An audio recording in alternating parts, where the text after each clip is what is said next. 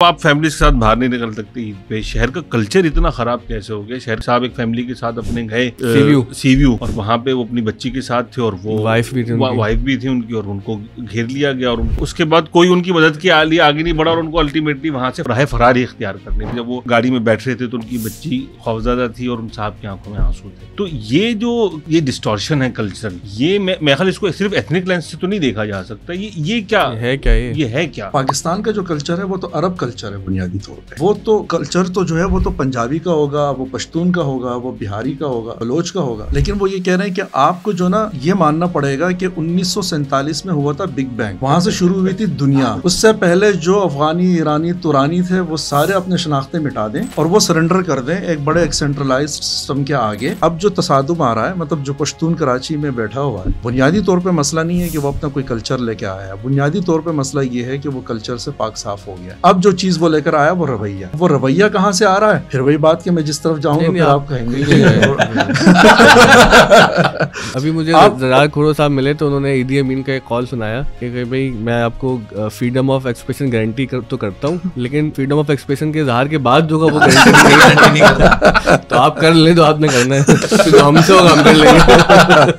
قرارداد مقاصد کو آپ نے ایسے پیش کیا جیسے وہ ہماری مصائب کا اور ہماری مصیبتوں کی جڑ ہے, اور پھر آپ نے امبیڈکر کا ذکر کیا اور ہندوستان کا ذکر کیا. تو ہندوستان میں تو کوئی قرارداد مقاصد پاس نہیں ہوئی. تو اب جو وہاں پر ہم ہندو انتہا پسندی کا مسئلہ دیکھ رہے ہیں, یہاں تک کہ وہ عید کی اجتماعات پہ پابندی ہے اور ہولی کے دن وہ تراویح پہ جا کے رنگ پھینک رہے ہیں, عورتوں کو ہاتھ لگا رہے ہیں. ہم میں اور انڈیا میں جو نا فرق یہ ہے کہ وہاں پہ انتہا پسندی کو کوئی کانسٹیٹیوشنل حیثیت حاصل نہیں ہے. میرا خیال یہ کہ وہاں بھی پکچر اتنی روزی نہیں رہی. کوئی بھی صورتحال ایک الیکشن یا 2 الیکشن سے نہیں تبدیل ہو رہی ہوتی. تو ان کے سماج میں بھی وہ بہت سے ایسے مسائل بڑھے ہیں. وہاں موب لنچنگ شروع ہو گئی, سارے مسائل ہیں. موب لنچنگ شروع ہوئی ہے, لیکن یہی موب لنچنگ اگر کراچی میں ہو جائے, لیٹ سے جو مظلوم ہے اس مظلوم کے ساتھ شاید آپ کے آئی جی کے لیے بھی کھڑا ہونا مشکل ہو جائے. ایک آدمی کھانا کھا کے فوڈ پوائزن کا شکار ہوا اور ایک آدمی فاقہ کر کے, تو پھر یہ کیسے ہم نتیجہ نکالیں گے کھانے کی وجہ سے فوڈ پوائزن ہوا ہے؟ نریٹو سے بھی پیچھے ہم چلے جائیں تو یقیناً آپ کہیں گے کہ یار کیونکہ یہ پاکستان کا مطالبہ جو ہے وہ کچھ ایسی بنیادوں پہ کیا گیا تھا جو ایک بر صغیر کی مشترکہ تہذیب, معاشرت, سماج اور سیاست کو علیحدہ کرنے کا سبب بنا. تو کیا کلچر بھی ہمارا وہیں سے تقسیم ہونا شروع ہو گیا؟ اگر بہت دور جائیں گے پھر ہم 1857 کی طرف جائیں گے, پھر وہاں سے کہانی شروع کریں گے. دراڑیں تھی کیسے پڑ گئی, زبان نے اس میں کیا رول پلے کیا, اور ہمارے انگریزی سرکاری زبان ہو گئی, فارسی جو ہے وہ کلعدم ہو گئی لشکر جنگی کی طرح.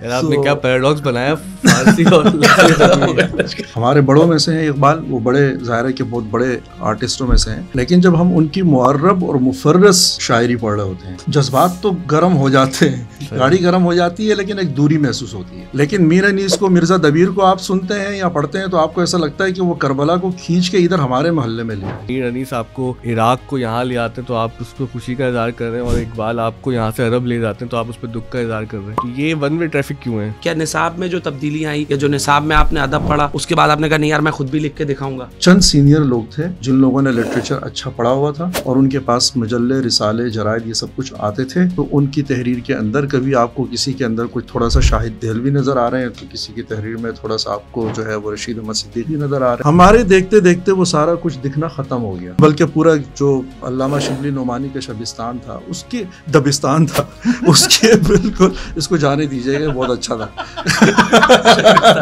مجھے وحید قریشی کی کتاب یاد آ گئی, شبلی کی حیات معاشقہ. ہمیں جو یاد ہے نا وہ بتا بھی نہیں سکتے آپ کو, سب کو بتاؤ. اور اس کے ساتھ احمد فراز کا مصرع بھی لگا دیجیے گا. کون سا والا؟ اس کے شبستان. جو ہمارے یہاں عمران سیریز بھی جو آتا تھا وہ فاروقی صاحب لے کر آتے تھے, اور وہ بھی اخبار میں اس طریقے سے جیسے واڈکا وسکی کی بوتل چھپا کے لے کے آ رہے ہیں. یعنی کہ عمران نام پہ بہت پرانا بین ہے پاکستان میں. بلوچستان میں سوالات ہمیشہ ہی مختلف تھے, اور بلوچستان آج بھی وہ علاقہ ہے کہ جہاں کا کوئٹہ کا گوشہ ادب سے کتابیں سب سے زیادہ. آپ پختونخوا کی طرف جائیں تو پختونخوا میں میرا خیال ہے کہ جو حالات ہیں وہ بہت زیادہ افسوسناک ہیں. مطلب جو مزاحمت بھی وہاں ہو رہی ہے وہ بہت روایت کے اندر مزاحمت ہو رہی ہے, اور روایتی چیزوں کو بچانے کے لیے مزاحمت ہو رہی ہے. کوئی اگلا قدم بڑھانے کی طرف کسی چیز سے انحراف نظر نہیں آ رہا. یعنی سندھ سے نکلنے والی آواز ہم تک 2-3 دن کے بعد پہنچتی ہے. یعنی کوئی اردو رائٹر لکھے گا, سڑکیں بہت خراب, کوئی بولے گا سندھ کی سڑکیں خراب ہیں لیکن راستے ٹھیک ہیں, منزل بھی. آپ کیونکہ سیاحت کے بھی آدمی ہیں اور بالخصوص آپ سیاحت کے لیے ایسی جگہوں کا انتخاب کرتے ہیں جہاں نہ نیٹ ورک آتا ہو نہ کوئی بندہ ملتا ہو, تو وہاں آپ کو جو لوگوں کا رویہ ہے وہ کراچی کے کاسموپولیٹن رویے سے کتنا مختلف نظر آتا ہے؟ ایک دفعہ ہائیکنگ پہ جا رہے تھے اور ہم نکلے تو ہمارا کمراٹ کے علاقے سے, اور پہلی رات گزارنے کے بعد جب ہم آگے پہاڑوں کی طرف گئے نا, ہمیں یہ آخری آبادی وہاں پہ نظر آئی. انہوں نے کہا کہ نہیں آپ ٹینٹ لگا کے یہاں پہ کیوں سوئیں گے؟ ہم نے کہا ہم کہاں سوئیں؟ تو سامنے ایک مسجد تھی لکڑیوں کی بنی ہوئی, انہوں نے کہا کہ آپ یہاں پہ رہیں. تو میں نے ازراہ مزہ ان سے کہا, اور یہ میں نے صرف واقعی اپنے دوستوں کو دکھانے کے لیے کہا. میں نے کہا یار ہم مسجد میں رہ تو لیں گے رات کو, لیکن مسئلہ یہ کہ یہ جو صاحب ہے نا یہ یہودی ہے. پھر میں نے کہا چلیں یہ اس کو چھوڑ دیں. میں نے کہا یہ دوسرے صاحب بیٹھے ہوئے ہیں یہ شیعہ. تو اس نے کہا کہ وہ کون ہوتے ہیں؟ اب یہ لا علمی مجھے اتنی پیاری لگی, یہ میں نے ان کو سچ کہا. میں نے کہا دیکھیں آپ ہمیں بات ہو رہے ہیں لیکن اس میں سے کچھ لوگ صبح نماز کے لیے اٹھیں گے نہیں تو آپ کو ڈسٹربنس ہوگی صبح. تو انہوں نے کہا کہ ہم اپنے پورے گھروں میں اعلان کرنے جا رہے ہیں کہ صبح فجر کی نماز سب اپنے گھروں میں پڑھیں. جی کون سی کتاب میں پڑھا تھا آپ نے واقعہ؟ کیونکہ ان تک ابھی تک پاکستان کا نصاب تعلیم پہنچا نہیں ہے, تو ان میں انسانیت, رواداری, قومیتوں سے بالاتر ہو کے دیکھنا, مذہب سے بالاتر ہو کے دیکھنا, یہ سب کچھ ان کے اندر باقی ہے. اب جو چیزیں یہاں پہ آپ کو پریشان کرتی ہے وہ یہی کرتی ہے کہ آپ اپنی گلی سے بھی گزرتے ہیں تو بہت لگے بندے, کسی سے بات نہیں کرنی. اچھا یہاں بھی ہم پوڈ کاسٹ میں بیٹھے ہوئے ہیں تو اس میں جو کچھ ہم نے کہنا چاہا نہیں کہا. آپ نے اتنا کچھ نہیں کہا, یہ بھی نہ کہتے. السلام علیکم. آج کے پوڈ کاسٹ کے مہمان فرنود عالم ہیں. فرنود عالم صاحب کو آپ کسی اور تعارف سے جانتے ہو نہ جانتے ہو, فیس بک والے ضرور جانتے ہیں. السلام علیکم فرنود بھائی. وعلیکم السلام. بہت بہت شکریہ. انشاءاللہ اب آپ انسٹاگرام اور لنکڈن اور ٹک ٹاک پہ بھی پہچانے جائیں گے, ہم ریلز اتنی کاٹیں گے. رانا صاحب السلام علیکم. منیب بھائی السلام علیکم. آپ دوستوں کا شکریہ کہ آپ نے بھی اس پوڈ کاسٹ میں جوائن کیا. تو فرنود بھائی آپ کا تعارف تو ظاہر ہے وہ رانا صاحب کروائیں گے, منیب بھائی کروائیں گے. میں تو بس سیدھی سی بات پوچھنا چاہ رہا تھا کہ آپ 2010 میں کراچی سے آپ نقل مکانی کر کے اسلام آباد چلے گئے, اب 2025 آ گیا ہے, تو ان 15 سالوں میں کراچی نے کتنی کروٹیں لیں اور آپ نے اس منظر نامے کو کیسے بدلتے ہوئے دیکھا, اور جب آپ کراچی آتے ہیں تو کیا بڑا فرق محسوس ہوتا ہے؟ مجھے بہت شکریہ. کراچی تو خیر کراچی ہمارا پہلا عشق ہے, پہلی محبت ہے, شاید آخری بھی ہے. وہی جو لوگ کہتے ہیں کہ یہ چھوٹتی نہیں ہے کافر منہ کو لگی ہوئی, تو کراچی ویسے ہی ایک معاملہ ہے کہ آپ کہیں بھی چلے جائیں تو دوسرے شہر میں کسی اور علاقے میں بسنا ہی مشکل ہو جاتا ہے. تو کیونکہ بڑا بھاگتا ہوا شہر ہے, ہزاروں سال سے متمدن اور ایک چلے آنے والی ایک سویلائزڈ قوموں کا شہر ہے. تو میری پیدائش ہے 80 کی, 1984 کی, اور ناز آباد 1 نمبر. اور یہ وہ زمانہ تھا جب جنرل ضیاء الحق صاحب ماشاء اللہ سے اقتدار میں تھے, اور کراچی میں جو ہے اس وقت سیاسی طور پہ MQM جو ہے وہ داخل ہو رہی تھی, اور افغانستان کے حالات جو ہے بڑے عجیب و غریب تھے, اور شیعہ سنی فسادات جو ہے وہ بہت جلدی کراچی کو اپنے لپیٹ میں لینے والے تھے. تو میرا جو بالکل ہی بچپن ہے, ویسے وہ احمد جاوید صاحب نے اپنی کسی پروگرام میں کہا, مجھے یہ بھول گیا کہ پتہ نہیں آپ لوگوں کے ساتھ بیٹھ کے کہا یا کہیں اور, کہ یہ جو 80 کے آخر میں اور 90 کی دہائی میں جو پیدا ہونے والے کراچی کے لوگ ہیں بڑے بدقسمت, تو میں انہی بدقسمت لوگوں میں سے ہوں. یہ ہمارے پوڈ کاسٹ میں اچھا یہی کہا ہوگا. تو میں انہی بدقسمت لوگوں میں سے اس لیے ہوں کہ جب ہم بالکل ہی ہمارا بچپن تھا تو اس وقت بس چھپن چھپائی میں لگے ہوئے تھے, کسی کی بیل بجا کے بھاگ لی ہے, اور یا کسی کے ٹائر کی ہوا نکال دی, یا سائیکل چلا لی, اور یا کرکٹ کھیل لی. اور جو لوگ تھے جو اصل میں کراچی کی شناخت تھے بیسیکلی, جن کو دیکھ کے یا جن کے حوالے سے کراچی جانا جاتا ہے, یا جب کراچی کا حوالہ آئے تو لوگوں کے ذہن میں وہ لوگ آتے ہیں, یا وہ لوگ آئیں تو ذہن میں کراچی آتا ہے. تو اس طرح کے جو لوگ تھے ہم جانتے نہیں تھے ان کے بارے میں, اس لیے کہ رضویہ سوسائٹی کے بارے میں آپ کو پتہ ہے کہ ایک بڑا زرخیز علاقہ تھا. ناز آباد 1 نمبر پورا ایک بڑا زرخیز علاقہ تھا. آپ ہی کی پوڈ کاسٹ میں ذکر آیا, میں نے پچھلے دنوں اس کو جب لکھا بھی, عثمانیہ سوسائٹی کے حوالے سے, رضویہ سوسائٹی کے حوالے سے. اب رضویہ سوسائٹی وہ سوسائٹی ہے کہ جہاں پہ اودھ کے لوگ آ کے آباد ہوئے, لکھنؤ کے لوگ وہاں پہ رہتے تھے. تو ہم نے رضویہ سوسائٹی میں جو لوگ ہمیں یاد ہیں وہ اسی تہذیب, اسی ثقافت, اسی تمدن کے لوگ ہمیں یاد ہیں. اور عثمانیہ سوسائٹی کے اندر بھی وہاں پہ مراد آباد کے لوگ آ کے آباد ہوئے تھے. اور جو ہے ہمیں یو پی اور بہار کی اور بنارس کی تہذیب یا وہاں کا کلچر جو ہے وہ بنیادی طور پہ ہمیں عثمانیہ میں ہی دیکھنے کو ملا. تو ایک بڑا ڈائیورس قسم کا کلچر جو ہے وہ ہمیں 2 علاقوں میں ملتا تھا, اور دونوں علاقے ایک دوسرے کے ساتھ جڑے ہوئے ہیں بالکل. ٹھیک ہے, تو آپ بڑے شاعر کی بات کریں گے تو وہیں رہتے تھے, بڑے اداکار کی بات کریں گے وہیں رہتے تھے, بڑے پینٹر کی بات کریں گے تو وہیں آرٹسٹ وہیں رہتے تھے, مصور وہیں رہتے تھے, بڑے موسیقار وہاں پہ تھے, ادیب وہاں پہ تھے. بلکہ ہمارے تو بڑے بڑے جو ادبی تحریکوں کے جو دفاتر تھے وہ بھی اس علاقوں کے آس پاس ہی تھے. بہرحال اس کی تفصیل میں ہم کیا جائیں گے, لیکن بدقسمتی اس حوالے سے ہے کہ ہم نہیں جانتے تھے ان چیزوں کے بارے میں. لیکن جب وقت آیا یا ہمارے جو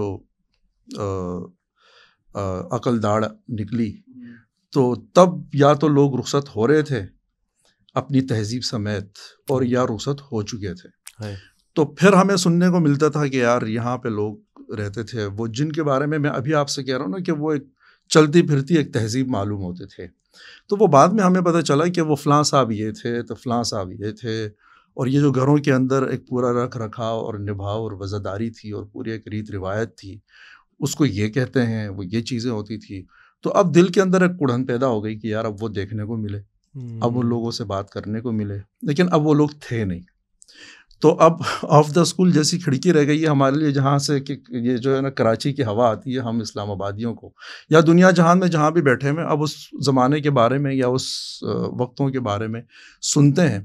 تو وہ ایک بہت ڈائیورس کلچر, یعنی میں نے لکھنؤ نہیں دیکھا, میں نے اودھ نہیں دیکھا, مجھے نہیں پتہ دلی میں لوگ کیسے رہتے تھے. ہم نے صرف کتابوں میں پڑھا ہے, ہم نے لوگوں کی زبان سے سنا ہے, ہم نے فلموں میں دیکھا ہے, ہم نے کہانیوں میں دیکھا ہے. اور ممبئی کے لوگ کیسے رہتے تھے, بنارس کی کیا ریت روایت تھی, تو استاد بسم اللہ خان کا ہم صرف تصور ہی کر سکتے ہیں. لیکن یہ ساری چیز ہم نے اپنے بچپن میں کراچی میں دیکھ لی. ہر طرح کے لوگ تھے یہاں پہ دلی کے بھی لوگ آباد تھے, دوسرے علاقوں کے لوگ بھی آباد تھے. ہم نے ہر 10 کلومیٹر کے بعد کھانے کے ذائقے بدلتے ہوئے دیکھے ہیں, ہم نے زبان کے لہجے بدلتے ہوئے دیکھے ہیں, ہم نے جو ہے وہ لوگوں کی گفتگو کا انداز بدلتے ہوئے دیکھا ہے, تو بلکہ لباس کا انداز بھی بدلتے ہوئے دیکھا ہے, اور جب کہ گھروں کے اندر جو چھوٹی چھوٹی روایتیں ہوتی ہیں وہ دیکھا ہے. ابھی ہمارے زمانے میں اب جا کے جو نا لوگ بڑے عجوبے کی طرح بات کرتے ہیں, جیسے کاخنداری زبان کے بارے میں, یا جو خواتین زبان بولتی تھی بیگماتی زبان کے بارے میں بات ہوتی تھی. یہ وہ زبان تھی کہ جس زبان کے ساتھ ہم اپنے گھروں میں پلے بڑھے, اپنے ذاتی گھر میں نہیں, ہم تو پشتون تھے, لیکن ہمارے آس پڑوس میں جو زبانیں بولی جا رہی تھی وہ یہی زبانیں تھیں. تو ہماری نسل ان ناموں سے بھی ناواقف ہے. جی ایگزیکٹلی, بیگماتی زبان کیا ہوتی ہے. جی تو اس زمانے میں یہ زبان جو ہے نا بہت فریکوینٹلی بولی جا رہی ہوتی تھی. بلکہ ہمارے یہاں ابھی بھی جو کاروباری لوگ بتوڑیاں بولتے ہیں اپنی, جو ہم جوتے بیچنے والے اور یہ جو کپڑا بیچنے والے, یہ ساری بتوڑیاں اس وقت ہماری چھوٹی چھوٹی دکانوں میں عام تھی, چھوٹی چھوٹی دکانوں میں عام تھی. بلکہ دکانوں سے مجھے یاد آیا, میرے جو اپنے والد صاحب تھے وہ بڑے عالم دین تھے اور بڑے مستند عالم دین تھے, اور رہتے ہم عثمانیہ سوسائٹی میں تھے. برابر میں جو رضویہ سوسائٹی ہے وہ آپ کو پتہ ہے کہ رضویہ سوسائٹی تو بنائی ہی اس لیے گئی تھی کہ جو شیعہ کمیونٹی ہے یا جو اودھ سے آئے ہوئے لوگ ہیں ان کو وہاں پہ کچھ پلاٹس دیے جائیں, وہ دیے گئے ان کو. لیکن جو ہمارے جس دکان سے ہم جا کے سودا سیلف لے کے آتے تھے, ہمارے والد صاحب عثمانیہ سے نکلتے تھے, وہ رضویہ جاتے تھے, اقبال جنرل اسٹور تھا ایک سامنے, وہاں سے ایک لڑکا تھا, مجھے نہیں پتا کہ وہ کہاں کا, وہ شاید اودھ کے جو لوگ تھے وہ انہی کے اولادوں میں سے کوئی ہوگا, لیکن وہ باقاعدہ باہر اپنی دکان سے نکل کے آتا تھا, حال احوال لیتا تھا, اندر سے جا کے سامان اٹھا کے لا کے موٹر سائیکل کے ہینڈلوں پہ لٹکانا اور خیریت سے جائیے گا. ٹھیک ہے, یہ ہم نے اپنے محلے میں دیکھا. اس کے بالکل ہی برابر میں تھوڑا سا آگے جا کے ایک خاتون تھی, ان کی ٹانگ کٹی ہوئی تھی, ان کے پاس جب ہم جاتے تھے تو میں تو بالکل بچہ تھا, اور اس خاتون نے کبھی میری اماں کو نہیں دیکھا ہے, ہماری والدہ کو کبھی نہیں دیکھا, لیکن جب وہاں سے نکلتے تو لازمی کہتی تھی کہ والدہ کو سلام کہیے گا, اور چھوٹے سے بچے کو کہتی تھی. تو ہم نے یہ طور طریق وہ دیکھیں, لیکن وہ چیزیں بس ہماری ایک دھندلی سی یادوں میں ہیں. لیکن وہ چیزیں برباد کیسے ہوئی وہ پھر ہم نے شعوری حالت میں دیکھا. کیسے برباد کہ کیسے ہمارے ہاں جو ہے وہ ظاہر سی بات ہے, ایک تو ہمارا جو لٹریسی ریٹ ہے وہ تباہ و برباد ہوا. ہماری بدقسمتی یہ ہے کہ ہم سیکیورٹی اسٹیٹ ہیں. سیکیورٹی اسٹیٹ جو ہے وہ اپنے ہی ایک خاص سوچ لے کے اپنا ایک نیریٹو تشکیل دیتا ہے، اور اس نیریٹو نے صرف کراچی کو نہیں پورے پاکستان کو ہی کھا گیا. تو کراچی اس میں سے ایک تھا، اس لیے کہ کاسموپولیٹن سٹی ہے اور ایک بہت بڑا شہر ہے، اور ہمارے شہر کا جو تقابل ہے وہ دنیا کے بڑے بڑے شہروں کے ساتھ کیا جاتا ہے. تو اس کی جو قیمت باقی سارے لوگوں نے، کیونکہ ہمارے ہاں یہ پہلے دن سے 1948 سے طے کر لیا گیا تھا کہ ہم ڈائیورسٹی کی طرف نہیں جائیں گے، اس کی رسپیکٹ نہیں کریں گے، ہم یونیفارمٹی کی طرف جائیں گے، ہم یکسانیت کی طرف جائیں گے. یہ اس ڈائیورسٹی کی رسپیکٹ نہ کرنا، تنوع کا احترام نہ کرنا، اور اسی کی بنیاد کے اوپر نصاب بھی تشکیل دینا، اسی کی بنیاد کے اوپر اپنا سیاسی بیانیہ بھی مرتب کرنا، اسی بنیاد پہ اپنی پالیسیاں بھی بنانا، اسی بنیاد پہ ایسا نیریٹو بنانا کہ جس نیریٹو کی اہمیت کانسٹیٹیوشن سے بھی زیادہ ہے. ٹھیک ہے، مطلب کانسٹیٹیوشن تو ہماری ایک ایسی چیز ہے کہ وہ اس کی تو حیثیت ایسی ہے کہ ہر شخص اس کے بارے میں کہتا ہے وہ کیا ہوتا، کاغذ کا ایک ٹکڑا ہے، اٹھا اور کوڑے دان میں ڈال دو. لیکن نیریٹو ایک ایسی چیز ہے کہ اس کو تقدس حاصل ہے، اس کو جو ہے بہت زیادہ احترام حاصل ہے، اور وہی جو نیریٹو ہے وہ بیسیکلی ہماری چیزوں کو یعنی ہم نے یونٹی کو یونیفارمٹی سے کنفیوز کر کے رکھا ہے. اچھا ایک سوال آنا صاحب جو آپ پوڈ کاسٹ سے پہلے پوچھ رہے تھے تو فرنود بھائی سے پوچھنا ہے، وہ میں اس لیے چاہتا ہوں آپ پوچھیں کہ آپ صحیح ادبی اصطلاحات میں پولیٹیکل کریکٹنس کے ساتھ پوچھ سکتے ہیں. میں نے کوئی غلط لفظ بول دیا تو مسئلہ ہو جائے گا. یہ وہ سوال ہے جو آج کل اقبال خورشید صاحب نے فیس بک پہ اٹھایا ہوا ہے. اچھا وہ سوال بنیادی طور پہ تو خیر یہ تھا کہ آپ پچھلے 2-3 سال سے خاص طور پر یہ سوال اٹھنے لگا ہے کہ کراچی کے اندر اب جو فیملیز ہیں ان کا تفریحی مقامات پر جانا ممکن نہیں رہا، مسائل ہو گئے، اور اب جو ہے وہاں پہ بیچلرز ہوتے ہیں اور وہ آتے ہیں اور وہ ان لوگوں کو وہ مطلب فیملیز انسیکیور ہوتی ہیں، ہراس کرتے ہیں، بلی کرتے ہیں.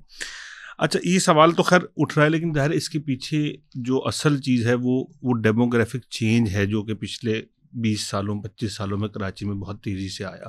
اچھا کراچی تو ایک ایسی چلتی ہوئی نہر ہے کہ جس کا پانی کبھی رکتا نہیں، یہاں آبادی کا کوئی نہ کوئی فلکس پیدا ہوتا ہی رہا 1947 کے بعد سے. یہ جو آپ ذرا ہم اس بات پہ براہ راست بات کرنے سے پہلے، یہ جو تبدیلی جب آنا شروع ہو رہی تھی سوسائٹی میں، ایک آبادی کی ڈیموگراف تبدیل ہو رہے تھے، تو وہ کون اس وقت آپ لوگوں کو کچھ یاد پڑتا ہے؟ آپ کیا دیکھتے تھے کہ آپ کی آبزرویشن میں، خود آپ رضویہ میں رہتے ہوئے، کہ کیا تبدیل ہو رہا تھا آس پاس؟ ہماری اصل میں یہ تو کہانیاں بہت پرانی ہے نا. میں پھر اس کو وہی 48 پہ لے کے جاؤں گا. مثال کے طور پہ اگر آج بنگلہ دیش ہمارے ساتھ ہوتا، مشرقی پاکستان، تو تصور کریں کہ اس کا نقشہ کیا ہوتا، اس کا ماحول کیا ہوتا. اس کی بھی صورتحال یہی ہوتی جو کراچی کی ہے یا پشاور کی ہے یا بلوچستان کی ہے. مطلب یہ ایسی چیز، مطلب ہم جیسے ہمارے ہاں پاکستان میں ہر چیز کی ذمہ داری اٹھا کے جو ہے وہ جنرل ضیاء الحق کے متھے مار دی جاتی ہے، لیکن اس میں تو جنرل ضیاء الحق کا اتنا قصور نہیں ہے جتنا قصور جو ہے وہ قرارداد مقاصد کا ہے. تو کہنے کا مقصد یہ ہے کہ آپ نے ایک لائن طے کر لی تھی، ایک بنیاد طے کر لی تھی کہ ہم ایک سینٹرلائزڈ جو ہماری جو پاور میکینزم ہے اس کے ارد گرد ساری چیزیں بنائیں گے. ہم اپروچ بھی ویسی تشکیل دیں گے جیسے میں نے آپ سے ڈائیورسٹی کی بات کی. ہم جو وسائل کی تقسیم ہے وہ بھی ہم منصفانہ طریقے سے نہیں کریں گے. اس میں جو بڑے بھائی ہیں ان کا حصہ جو ہے نا وہ پہلے سے ہی الگ کر لیا جائے گا، اور اس کے بعد باقیوں کی تقسیم ہوگی. جب آپ وسائل کی غیر منصفانہ تقسیم کرتے ہیں تو لوگ جو ہے نا وہ پھر اپنا علاقہ چھوڑتے ہیں، اپنا محلہ چھوڑتے ہیں، اپنا سلسلہ سارے کچھ چھوڑتے ہیں.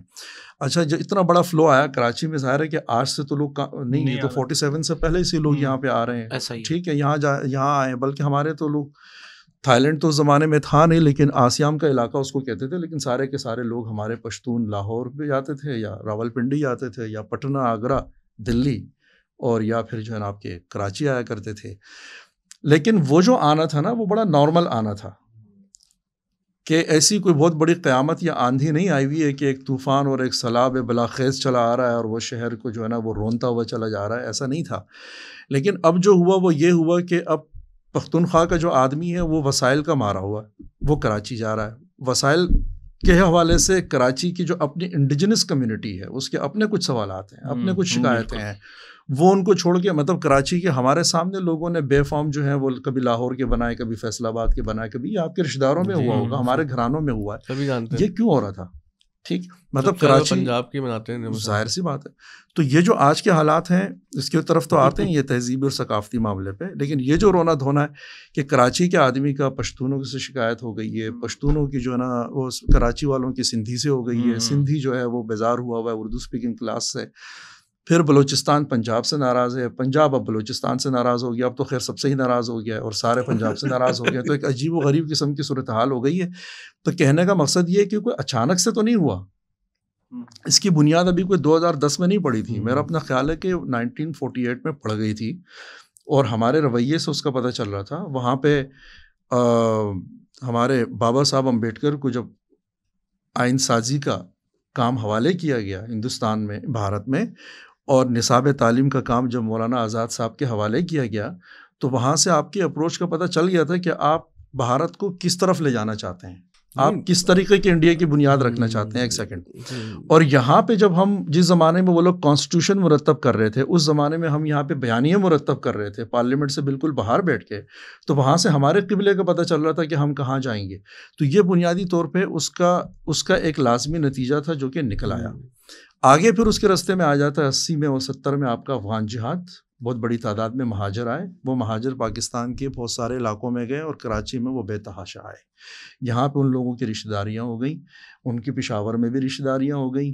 یعنی بیگم کے پاس CNIC ہے, شوہر کے پاس نہیں ہے, بیگم کے پاس بینک اکاؤنٹ نہیں ہے تو شوہر کے پاس ہے, اور وہ رشتہ داریاں قائم ہونے کے بعد اب وہ کراچی بھی پہنچ گئے. اب کراچی میں باپ مہاجر چلا آ رہا ہے, ماں جو ہے وہ لوکل چلی آ رہی ہے. اب وہ یہاں پہ ناظم آباد سے لے کے کراچی, نیو کراچی تک جو ہے نا وہ چھاپے پڑ رہے ہیں ہوٹلوں پہ. اس میں سمجھ میں نہیں آ رہا کہ بھائی دو ہی بھائی ہیں, اس میں سے مہاجر کون سا, اس میں سے لوکل کون سا. ٹھیک ہے, اچھا. لیکن اب آتے ہیں اقبال خورشید صاحب کی بات کی طرف, لیکن پہلے آپ اپنی بات کر لیں. ہاں, وہ میرے خیال سے وہ توقف کرتے ہیں کیونکہ آپ نے 2 باتیں بڑی اس میں ایسی کہیں جس پہ ایک سوال بنتا رہے آپ سے. قرارداد مقاصد کو آپ نے ایسے پیش کیا جیسے وہ ہماری مصائب کا اور ہماری مصیبتوں کی جڑ ہے, اور پھر آپ نے امبیڈکر کا ذکر کیا اور ہندوستان کا ذکر کیا. تو ہندوستان میں تو کوئی قرارداد مقاصد پاس نہیں ہوئی. تو اب جو وہاں پر ہم ہندو انتہا پسندی کا مسئلہ دیکھ رہے ہیں, یہاں تک کہ وہ عید کے اجتماعات پہ پابندی ہے اور ہولی کے دن وہ تراویح پہ جا کے رنگ پھینک رہے ہیں, عورتوں کو ہاتھ لگا رہے ہیں. تو یہ آپ کے پھر نیریٹو کیسے جسٹیفائی ہوگا کہ ایک ملک نے اگر قرارداد مقاصد پاس نہ کر کے ہم سے زیادہ انتہا پسند ہونے کا ثبوت دے دیا؟ دیکھیے, ہم میں اور انڈیا میں جو نا فرق یہ ہے کہ وہاں پہ انتہا پسندی کو کوئی کانسٹیٹیوشنل حیثیت حاصل نہیں ہے. ٹھیک, ہمارے ہاں جو انتہا پسندی ہے, فرقہ واریت ہے, تقسیم ہے, منافرت ہے, مارا ماری ہے, اس کو آئینی, قانونی اور نصابی حیثیت حاصل ہے. ٹھیک, یہ ہم میں فرق ہے. ہمارا کانشیس جو ہے نا وہ نیگیٹیوٹی کے اوپر, ان کا جو کلیکٹیو کانشیس ہے وہ نیگیٹیوٹی کے اوپر نہیں ہے, وہ انکانشیسلی. مثال کے طور پہ اگر آپ پارلیمنٹ میں ایک فیصلہ کرتے ہیں, چاہے وہ مسلمان کے حق میں جائے, چاہے وہ کسی اور اس سے بھی چھوٹے کسی کمیونٹی کے حق میں جائے, آپ باہر سڑکوں کے اوپر, یعنی آپ یہ نہیں دیکھیں گے کہ کوئی اسپیکر کی زندگی کو خطرہ لاحق ہو گیا ہے, یا کسی پارلیمنٹ آف ممبر کے یا ممبر آف پارلیمنٹ کی زندگی کو خطرہ لاحق ہو گیا ہے, کسی صحافی کی زندگی کو خطرہ لاحق ہو گیا ہے, یا انہوں نے سپریم کورٹ کو گھیر لیا ہے, یا ان لوگوں نے کوئی ڈی چوک پہ جو ہے 48 دن کا دھرنا دے دیا ہے. اس طرح کے معاملات نہیں ہوتے. سماجی طور پہ یہ وہی فرقہ واریت ہے جو 1947 سے پہلے بھی تھی, اور یہ آج بھی وہاں پر ہے, لیکن اس کو ابھی تک بھی کوشش کی جا رہی ہے. یعنی اب جب مودی صاحب آ رہے تھے تو وہ کہہ رہے تھے کہ مجھے 400 سے زیادہ سیٹیں چاہیے, اور انہوں نے اپنی نیت بھی ظاہر کر دی تھی کہ مجھے اس لیے, ہاں آپ کی بار 400 پار, اور انہوں نے اپنی نیت بھی ظاہر کر دی تھی کہ اب جو ہے میں بیسیکلی بنیادی طور پہ میں کانسٹیٹیوشن پہ ہاتھ ڈالنا چاہتا ہوں. ٹھیک ہے, لیکن جو اس ملک کا اپنا کانشیس, یعنی آپ یہ تو نہیں کہہ سکتے نا کہ اب جو ان کی سیٹیں کم ہوئی ہیں الیکشن میں وہ فوج نے کم کی, یا اس میں بیوروکریسی انوالو تھی, یا اس میں کوئی ریگنگ ہوئی, نہیں ہوئی. اس الیکشن کے جو نتائج ہیں اس کو کانگریس نے بھی ایکسیپٹ کیا, اور پورے ملک میں ساری جماعتوں نے ایکسیپٹ کیا ہے. اس کا مطلب کیا ہے کہ وہ جو کٹ ٹو سائز کیا گیا مودی کو, وہ بھارت کے, انڈیا کے کانشیس نے کیا ہے, لیکن جو ان کا شعور عام ہے. دلی کا تو کانشیس ان کے حق میں چلا گیا نا بعد میں, جس طرح سے بھی صفائی ہوئی ہے. میرا خیال یہ کہ دیکھیں وہاں, یہ میرا خیال یہ کہ وہاں بھی پکچر اتنی روزی نہیں رہی. اس کی وجہ یہ کہ وہاں پولیٹکس میں پچھلے, اور وہ ہم یہ سوال جب سوچتے ہیں کسی بارے میں تو کوئی بھی صورتحال ایک الیکشن یا 2 الیکشن سے نہیں تبدیل ہو رہی ہوتی. ہندوستان میں صورتحال تو 91 کے بعد ان کے ہاں جو اکانومی سے جب تبدیلی آنا شروع ہوئی تو وہ تبدیلی ہوئی, اور یہ بات مطلب یہ ہے کہ ان کے سماج میں بھی وہ بہت سے ایسے مسائل بڑے ہیں جن کو ہم سمجھتے ہیں کہ ہمارے ہاں وہ شاید کسی اور صورتحال میں ہیں، لیکن وہاں بھی وہ مسائل بڑے ہیں. مطلب وینڈلائزیشن وہاں شروع ہو گئی، وہاں موب لنچنگ شروع ہو گئی، سارے مسائل ہیں. لیکن یہ بات ضرور، ہاں اتنی بات ہم یہ ضرور کہیں گے کہ یہ بات کرنے کے باوجود وہاں پر اس کے خلاف اٹھنے والی آوازیں گو کہ وہ بھی رفتہ رفتہ کمزور ضرور ہوتی جا رہی ہیں، لیکن ہیں اور اچھی خاصی موجود ہیں. تو اس لیے ایک آدمی کھانا کھا کے فوڈ پوائزن کا شکار ہوا اور ایک آدمی فاقہ کر کے، تو پھر یہ کیسے ہم نتیجہ نکالیں گے کھانے کی وجہ سے فوڈ پوائزن ہوا ہے؟ میں اس کے اوپر وہی کہوں گا کہ ابھی بھی ہمارے بھارت میں جو ہے نا موب لنچنگ شروع ہوئی ہے، لیکن یہی موب لنچنگ اگر کراچی میں ہو جائے، لیٹ سے بہت بڑا شہر ہے پاکستان کا، لیکن جو مظلوم ہے اس مظلوم کے ساتھ شاید آپ کے آئی جی کے لیے بھی کھڑا ہونا مشکل ہو جائے. صحیح. تھانے کا ابھی آپ اس شہر میں کسی کے بارے میں کہہ دیں اور بالکل کوئی بات اٹھا دیں اور اس میں کہیں بھی کوئی مذہب کی کوئی توہین، کوئی ملک کی کوئی توہین نظر نہ آ رہی ہو، اس کے باوجود آپ کہہ دیں کہ یہ ہوئی ہے اور وہ پرچہ لے کے آپ تھانے چلے جائیں، ایس ایچ او کی مجال ہے جو آپ کی پرچہ نہ درج کرے. ٹھیک ہے، اچھا یہی چیز اگر پارلیمنٹ میں چلے جائے تو پارلیمنٹ میں کتنے لوگ آپ سے متفق ہوں گے؟ ڈومیسٹک وائلنس کا بل، ہم جدید دنیا میں رہ رہے ہیں، بھارت کے ساتھ تو میں سمجھتا ہوں ہمارا تقابل ہی نہیں بنتا. مطلب پارلیمنٹ میں ڈومیسٹک وائلنس کا بل ابھی 2-3-4 سال پہلے ہی آیا تھا. ایسا نہیں ہے کہ پارلیمنٹ میں اس بل کو کوئی مدارس کے علماء اکرام بیٹھے ہوئے تو انہوں نے مسترد کر دیا. پارلیمنٹ کا جو کلیکٹیو وزڈم تھا اس نے اس بل کو مسترد کر دیا ہے. آپ کے پچھلے 7-8 سالوں کے اندر صرف پنجاب اسمبلی جو پاکستان کی سب سے بڑی اسمبلی ہے، وہاں کی ہونے والی قانون سازی کو اٹھا لیں کہ وہ کتنی جو ہے وہ لاجیکل ہے، کتنی وہ منطقی ہے، کتنا اس کا انسان کے بنیادی ضرورتوں یا انسان کے بنیادی حقوق کے ساتھ اس کا تعلق ہے. ساری قانون سازی تقریباً 70% جو ہے وہ ماورائی چیزوں پہ ہوئی ہے، جس کو نہ آپ دیکھ سکتے ہیں، نہ چھو سکتے ہیں، نہ سونگ سکتے ہیں، پتہ نہیں کن چیزوں پہ میٹا فزیکل ہے نا.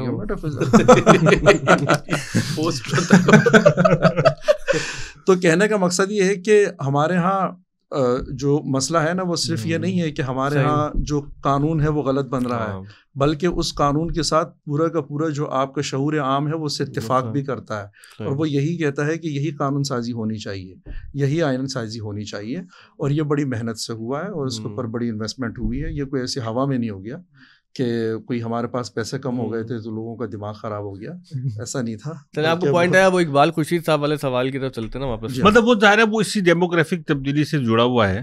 اچھا اس پہ بھی ہم بات کریں گے ضرور کہ یہ جو مسائل ہیں اس کو دیکھنے کا ہمیشہ ایک ایتھنک لینس ضرور بن جاتا ہے لوگوں کا. اقبال نے تو خیر بہت اچھے طریقے سے اپنے سوال کو فریز کیا تھا، یعنی انہوں نے تو خیر اپنی رائے دی تھی. مجھے اب یاد آ گیا، میں اب کیا بات کر رہا ہوں، مجھے اب یاد آیا تو وہ کہ بھائی اب یعنی اور یہ بات اب شہر میں صرف اردو اسپیکنگ لوگ نہیں کر رہے ہوتے، مطلب اب ہر جو یہاں کے جو لوگ رہ گئے یہاں پہ، اب مطلب بھائی میں تو خود مجھے آج تک سمجھ میں نہیں کہ مقامی غیر مقامی کی تعریف ہوتی ہے، لیکن کراچی میں تو سمجھ میں نہیں آ سکتی. تو یہ جو مسئلہ ہے کہ جناب اب آپ فیملی کے ساتھ باہر نہیں نکل سکتے عید پہ، شہر کا کلچر اتنا خراب کیسے ہو گیا؟ شہر کے کلچر آپ بتائیں نا، ایک صاحب کے بارے میں آپ بتا رہے تھے. ہاں، ایک صاحب نے لکھا کہ بھائی وہ ایک صاحب ایک فیملی کے ساتھ اپنے گئے سی ویو، اور وہاں پہ وہ اپنی بچی کے ساتھ تھے اور وہ وائف بھی تھی ان کی، اور ان کو گھیر لیا گیا اور ان کو وہاں باقاعدہ بہت مطلب وہاں کے جو سپارٹر لوگ آئے ہوئے تھے، اور اس کے بعد کوئی ان کی مدد کے لیے آگے نہیں بڑھا اور ان کو الٹیمیٹلی وہاں سے راہ فراری اختیار کرنی پڑی. اور جب انہوں نے جن صاحب نے واقعہ رپورٹ کیا، انہوں نے کہا کہ جب وہ گاڑی میں بیٹھ رہے تھے تو ان کی بچی خوفزدہ تھی اور ان صاحب کی آنکھوں میں آنسو تھے. تو یہ ڈسٹورشن ہے کلچرل، یہ میں خیال اس کو صرف ایتھنک لینس سے تو نہیں دیکھا جا سکتا. یہ کیا ہے؟ یہ ہمارا جو ہے نا، میں اس کے اوپر اپنی رائے دے رہا ہوں، باقی آپ لوگ اس پہ بات کریں گے. میں صرف ڈسکشن کو آگے بڑھانے کے لیے، ہم کون سے ایسے کوئی معاشرتی علوم کے ماہر بیٹھے، لیکن میرا اپنا خیال یہ ہے، اصل میں یہ اتنا عجیب و غریب معاملہ ہے اور اس پہ بات کرنا مشکل اس لیے بھی ہے کہ ہم یہ بھی نہیں کہہ سکتے کہ دو مختلف ثقافتوں کے بیچ کوئی کانفلکٹ آ گیا ہے. ایسا نہیں ہے. یہ مختلف ثقافتیں اسی شہر میں رہتی تھیں یا باقی شہروں میں بھی رہتی تھیں، اس میں کوئی کانفلکٹ نہیں تھا.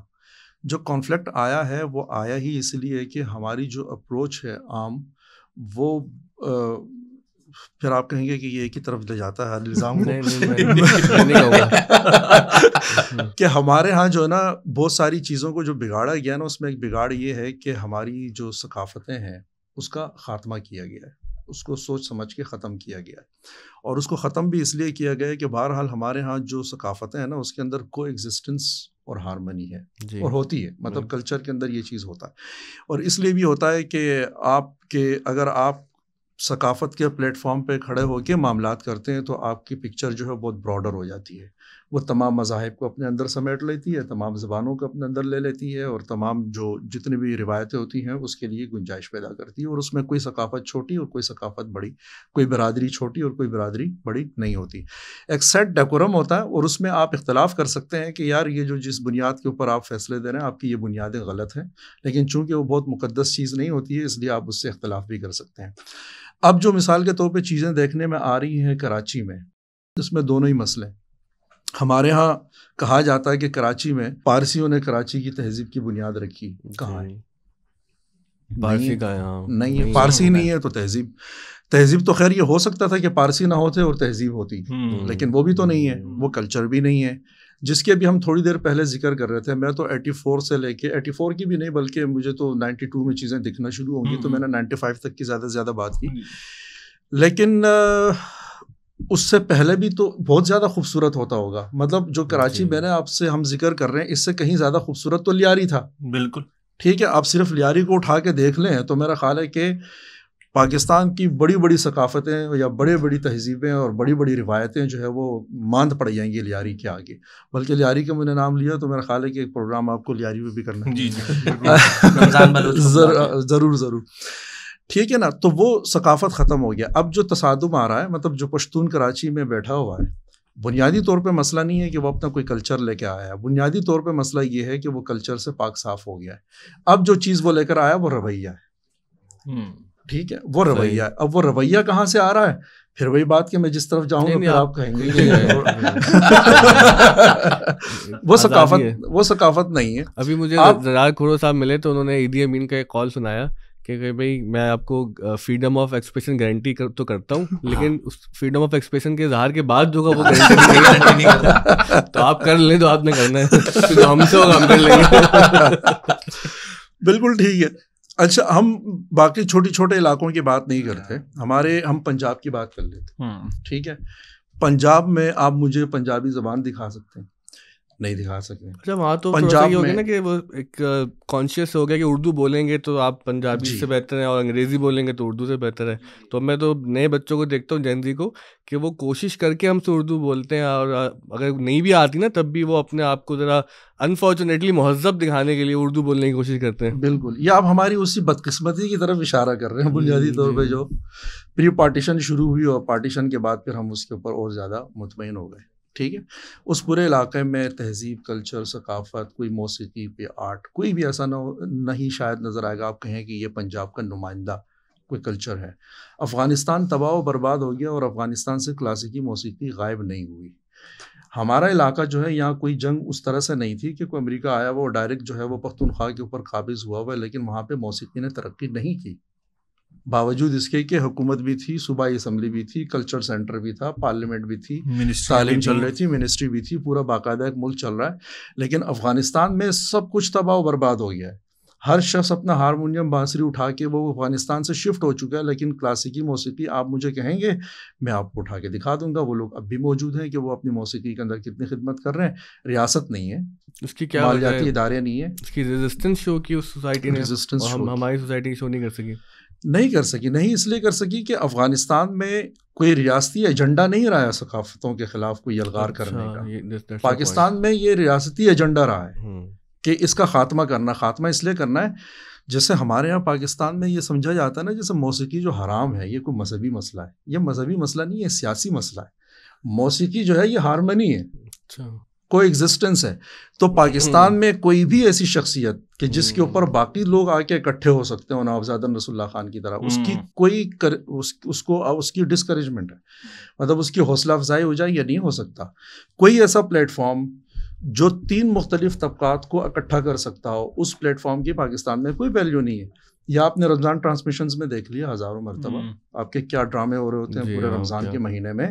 4 لوگوں کو لا کے بٹھایا جاتا ہے اور آپ کو نظر آتا ہے کہ باقاعدہ شعوری طور پہ ایک منافرت پہ مبنی سوالات سامنے رکھے جا رہے ہیں تاکہ آپ نے تو فیک کالز ہو رہی ہیں اس رمضان میں, اتنی فیک کالز کروائی ہیں انہوں نے اور اتنے بیہودہ سوالات, تاکہ کیا ہو کہ سوشل میڈیا پہ ویوز آ جائے. ویسے مجھے آپ کی نا بات سن کے اس پوڈ کاسٹ کے تھمبنیل ذہن میں آیا, ہارمونیم سے ہارمنی تک. آپ نے وہ جو کلچر اور رویے کی بات کی نا, اس میں اچھا دلچسپ بات یہ ہے کہ اسی سوشل میڈیا پہ آپ نے تو دیکھا ہوگا, آپ تو وہ پورے علاقے گھومتے بھی اپنے کام کرنے کی وجہ سے بھی, مطلب ڈی جی خان کے لوگ کہہ رہے ہیں یار ہمارے ساتھ بھی یہی ہو رہا ہے, ہمارے یہاں بھی پبلک پلیسز پہ یہ حال ہے, اور دیگر مطلب ایون کے پی کے اندر بہت سے شہروں میں کے لوگوں نے سوشل میڈیا پہ یہ بات. تو اصل بات میرا خیال یہ اس کو اسی طرح انالائز کرنے کی ضرورت ہے کہ یہ جو عمر ہے نوجوانوں کی جو نکلتی ہے, اس کو کیا خوش ہونا اسی طرح آتا ہے, تو اس کو خوش ہونا نہیں سکھا سکا کوئی, یعنی کہ ان کی خوشی ولگرائز فارم میں ہی ایکسپریس ہوتی ہے. ہمارے ہاں یہ بھی اچھا انہوں نے جو نا فٹ بال کا کک مار کے ایک اچھے زون میں ڈال دیا ویسے آپ نے. یہ بالکل مطلب یہ کہ وہ ظاہر سی بات ہے کہ انٹرٹینمنٹ تو ہمارے یہاں ہے ہی نہیں نا, وہ تو بالکل ہی نہیں ہے. جو ثقافت کی ہم بات کر رہے تھے, ثقافتی تہوار بھی نہیں ہے. تہوار بھی جو ہے وہ آپ کو اچھا کرنے میں اور تھوڑا سا سینس آف انگیجمنٹ پیدا کرنے میں یا سینس آف رسپیکٹ پیدا کرنے میں ایک رول پلے کرتا ہے. ٹھیک ہے, ہمارے تہواروں میں ایکٹیویٹیز کیا وہ ہمیں پتہ بھی نہیں ہے. نہیں ہے ہمارا تو اب عید گزر گئی نا, میرا خیال ہے کہ عید کے 7ویں دن ہم بیٹھے ہوئے اور عید گزر گئی ہے. عید پہ ہمارے پاس ایک نماز عید ہے اور اس کے بعد سونا ہے, اور عیدی بھی جو ہے نا اب بدتمیزی سے لی اور دی جاتی ہے. وہ چلا گیا, وہ جو عیدی لینے کے بعد سلام کہتے تھے, سلام کرتے تھے, وہ ختم ہو گیا. اب جیبیں پھاڑتے ہیں اور یہ کرتے ہیں, اور وہ بالکل جیسے جو ہے نا کوئی قرضہ چڑھ گیا ہو آپ کے اوپر نکالا جا رہا ہے نا, اور دھمکیاں دی جاتی ہیں. بہرحال تو وہ ساری چیزیں ظاہر ہے کہ انٹرٹینمنٹ بھی نہیں ہے. انٹرٹینمنٹ میں لے دے کہ ہمارے پاس کرکٹ ہے, اور کرکٹ کو بھی میں یوں کہوں گا کہ اس کو ہم نے ٹریجڈی ہے ہماری, ٹریجڈی ہے. اور کرکٹ کو بھی ہم نے صرف اس لیے بچایا کہ اس میں حق اور باطل کے مارکے بنانے کا پوٹینشیل زیادہ تھا, صحیح ہے نا. ورنہ ہم تو ہاکی میں بھی چیمپئن رہ چکے ہیں بھائی, ہم سنوکر میں بھی رہ چکے ہیں, اور اللہ آپ کا بھلا کرے. اور کیا اسکواش میں تو خیر ہمارا تو کیا ہی نام رہا ہے, لیکن وہ سارے کھیل ختم ہو گئے نا. نہیں ہے اس لیے کہ وہ کھیل حق اور باطل والے مورچے بنانے میں ناکام رہے, نفرتیں پھیلانے میں ناکام رہے. رزم حق و باطل ہو تو رضوان ہے مومن, مومن ہو مقابل تو فولاد مومن. تو بہرحال یہ بات بھی آپ کے ٹھیک ہے, مطلب انٹرٹینمنٹ ایسی. تو پھر دوسرا ایک چھوٹا سا اس کے اندر یہ کہ ہمارے یہاں ویسے اوور آل یہ چیز اب ہمارے رویوں میں الحمدللہ آ چکی ہے کہ ہر شخص کا یہ پیدائشی حق ہے کہ وہ دوسروں کی زندگی میں جھانکے اور مداخلت کرے. یہ بہت افسوسناک مسئلہ ہے. ٹھیک ہے, یہ آ گیا ہے. وہ جو آپ کو پورا یہ ماحول ہے نا, یہ آپ کو اپنے نصاب میں بھی نظر آئے گا, جس لٹریچر کو فروغ دیا جاتا ہے اس میں بھی نظر آئے گا. اب میں بچپن سے 4تھی جماعت میں جو بچہ ہمارا اردو کی کتاب پڑھ رہا ہے یا وہ اسلامیات بھی پڑھ رہا ہے, تو اس کو انکانشیسلی باقاعدہ یہ بتایا اور سمجھایا جا رہا ہے کہ کسی کی دیوار کو پھلانگنا یا کسی اور کی زندگی میں جھانکنا یا کسی کی آنکھ میں جوتوں سمیت گھسنا یہ تمہارا انسانی پیدائشی حق ہے, اس کو استعمال کرو گے. تو وہ ہمارے رویوں میں آ چکا. مثلا اب یہاں پشتونوں کی آبادی میرا خیال ہے کراچی میں ہو گئی ہوگی کوئی 55 سے 60 لاکھ آلموسٹ. ٹھیک ہے, اگر آپ ان سے کہیں گے کہ کسی علاقے میں اگر آپ کو جانا ہے تو اس کا طریقہ کیا ہونا چاہیے, اس کی تہذیب کیا ہونی چاہیے, وہ آپ نہیں سمجھا سکتے. اس لیے نہیں سمجھا سکتے کہ ایک تو وہی نیریٹو والا رویہ جو ہمارے اندر پینیٹریٹ کر گیا, دوسرا سیاسی معاملہ کراچی میں کہ کراچی میں ہمیشہ سے میں یہ جو آواز ہمیشہ کراچی سے آتی ہے اس کو میں بہت جائز سمجھتا ہوں کہ کراچی کے مینڈیٹ کو کبھی تسلیم نہیں کیا گیا. جب آپ مینڈیٹ تسلیم نہیں کرتے نا تو اس کا تعلق محض کوئی سیاسی نہیں ہوتا, وہ بڑا معاشرتی بھی ہوتا ہے. ہوتا یہ ہے کہ آپ ہیں انڈیجنس کمیونٹی کو مارنے کے لیے میں 16 جماعتی اتحاد بناتا ہوں, اور ان 16 جماعتوں میں ایک بھی جماعت انڈیجنس نہیں ہوتی. ٹھیک ہے, اور صرف آپ کا ووٹ کاٹنے کے لیے. ٹھیک ہے, اور میں جو ہے نا ایک بہت بڑی چھوٹی چھوٹی اقلیتوں کو جمع کر کے آپ کے مقابلے میں اس کو ایک اکثریت بناتا ہوں, اور پھر کہتا ہوں کہ اس کے ووٹ تو 40 ہیں, ہمارے 60 نکلے. لیکن یہ نہیں بتاتے کہ یہ 60 ووٹ جو ہیں یہ 16 جماعتوں نے مل کے لیے ہیں. ٹھیک ہے. اب ظاہر سی بات ہے کہ اگر اس طرح سے ایک علاقے کی نمائندگی آئی ہے تو وہ لوگ جو آرگینک ہے ہی نہیں, جن کا نیریٹو ہی آرگینک نہیں ہے, وہ کیا اپنے شہر کی نمائندگی کریں گے, وہ کیا جو ہے شہر میں ایلینیشن پیدا ہو گئی اس وجہ سے. اچھا, چونکہ منیب بھائی کی خاموشی توڑنی ہے تو ہم پڑھی لکھی بات بھی کر لیتے نا, کیونکہ یہ بہت صاحب علم آدمی ہے, اور آج کا بلکہ پوڈ کاسٹ بھی منیب بھائی کی وجہ سے ہوا ہے. منیب بھائی بہت شکریہ, آپ نے ارینج کروایا. میں یہ پوچھنا چاہ رہا تھا منیب بھائی, اگر آپ اس سوال کو بہتر طریقے سے فریز کر سکیں کہ بھائی طالب علموں کے لیے, نہیں میں سنیدہ سوال کرنے والا ہوں, میں کبھی کبھی سنیدہ بات بھی کرتا ہوں کہ یہ کلچر ہے کیا, یہ تہذیب کیا ہے, کیونکہ لفظ ہم بہت استعمال کرتے رہتے ہیں. کیا تعریف ہے اس لفظ کی, اگر ہم اپنے دیکھنے والے اسٹوڈنٹس کو خاص طور پہ سمجھانے کی کوشش کریں, اگر آپ اس کو بہتر طریقے سے فریز کر لیں کسی حوالے جات کے ساتھ, کسی تحقیق کے ساتھ, سائٹیشن کے ساتھ کچھ آپ پوچھیں. اصل میں بنیادی طور پر جو بات میں نے آپ کے تمام جوابات سے اخذ کی وہ یہ کہ آپ نے ہر چیز میں آنے والی ایک تبدیلی کا ذکر کیا, اور اس تبدیلی کے پیچھے جو آپ نے ایک کور فیکٹر دکھایا وہ تھا نریٹو. اچھا, نریٹو سے بھی پیچھے ہم چلے جائیں تو یقیناً آپ کہیں گے کہ یار کیونکہ یہ پاکستان کا مطالبہ جو ہے وہ کچھ ایسی بنیادوں پہ کیا گیا تھا جو ایک بر صغیر کی مشترکہ تہذیب, معاشرت, سماج اور سیاست کو علیحدہ کرنے کا سبب بنا. تو کیا کلچر بھی ہمارا وہیں سے تقسیم ہونا شروع ہو گیا, یا تاریخ کے طالب علم یہ بات بہت بہتر طریقے سے جانتے ہیں کہ پاکستان بننے کے بعد بھی اکیڈمک ڈسکورس میں سوال ہوا کہ بھائی ہم انڈس سویلائزیشن سے اپنی پاکستان کی تہذیب کو شروع کریں گے, یا 1947 سے دیکھنا شروع کریں گے, یا اس سے بھی پہلے کہیں تہذیب میں جانا شروع کریں گے. ہم نے یہ بھی دیکھا کہ بہت سارے دانشوروں نے اپنی اپنی سطح پر اس کا جواب دینے کی کوشش کی. بہت مشہور کتاب ہے ڈاکٹر جمیل جالبی کی پاکستانی کلچر, لیکن وہ مطلب وہ کتاب طالب علم کی نقطہ نظر سے نہیں لکھی گئی. ہمیں ایسا لگتا ہے کہ وہ کسی سے خطاب کرنے کی کوشش کر رہے ہیں, لیکن ان کی آڈینس ڈیسائیڈڈ نہیں ہے. آج کا آدمی اس کتاب کو کیسے سمجھے گا, کیونکہ اس نے تو وہ کلچر ہی نہیں دیکھا. وہ تو پاکستان کے ٹوٹنے سے پہلے کی کتاب ہے, بنگلہ دیش بننے سے پہلے کی کتاب ہے, تو وہ تو irrelevant ہو گئی اس آدمی کے لیے جس کو تاریخی 71 کے بعد پڑھائی گئی ہے. پھر اگر اتفاق سے اس نے وہ سرکاری مطالعہ پاکستان بھی پڑھ لیا ہے تو وہ کتاب بالکل ہی اس کے سر پہ سے گزر جائے گی. کچھ لوگوں نے بہت اچھے مضامین بھی اس پہ لکھے, لیکن وہ جو ہماری وہی جو بات آپ نے کی جین زی, ان کے سوالوں کا جواب کلچر کے حوالے سے کیا ہوگا؟ میں جو ہے نا اس میں اگر بہت دور تو ہم نہیں جا سکتے, اگر بہت دور جائیں گے تو یہ معاملہ بڑا عجیب و غریب, آلریڈی اتنا زیادہ الجھا ہوا ہے. تو اگر بہت دور جائیں گے پھر ہم 1857 کی طرف جائیں گے, پھر وہاں سے کہانی شروع کریں گے جہاں سے ہمارے بیچ دراڑیں پڑیں گی, جہاں ہمارے بیچ دراڑیں پڑیں. اب اس کا ہم کیا تجزیہ کریں, کیا دراڑیں تھیں, کیسے پڑ گئیں, زبان نے اس میں کیا رول پلے کیا, اور ہمارے جب ہم کالونی بن گئے باقاعدہ طور پہ اسٹیبلش, تو اس چیز نے ہمارے اندر کیا, ہمارے میں کیا ایک کردار ادا کیا. انگریزی سرکاری زبان ہو گئی, فارسی جو ہے وہ کلعدم ہو گئی لشکر جنگی کی طرح.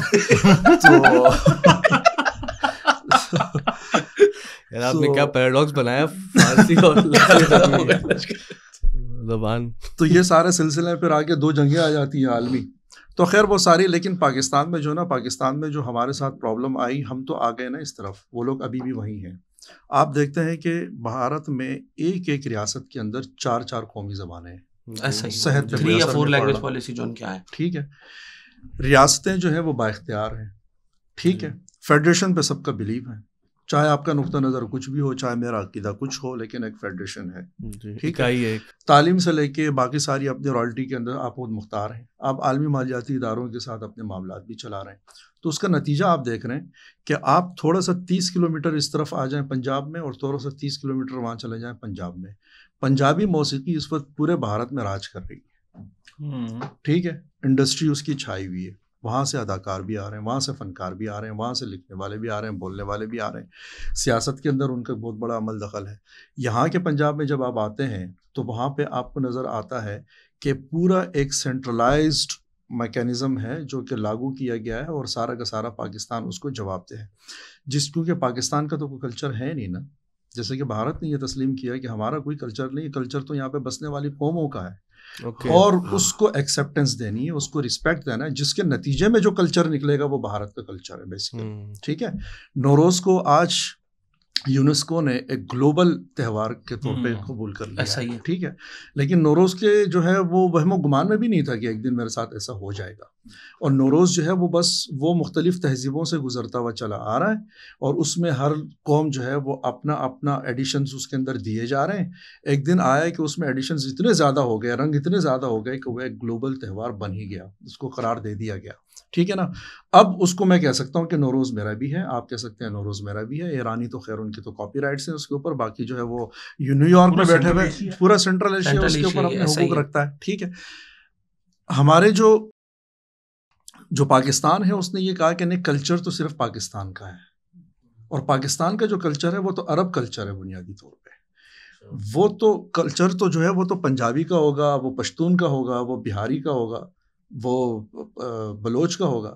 لیکن وہ یہ کہہ رہے ہیں کہ آپ کو جو نا یہ ماننا پڑے گا کہ 1947 میں ہوا تھا بگ بینگ,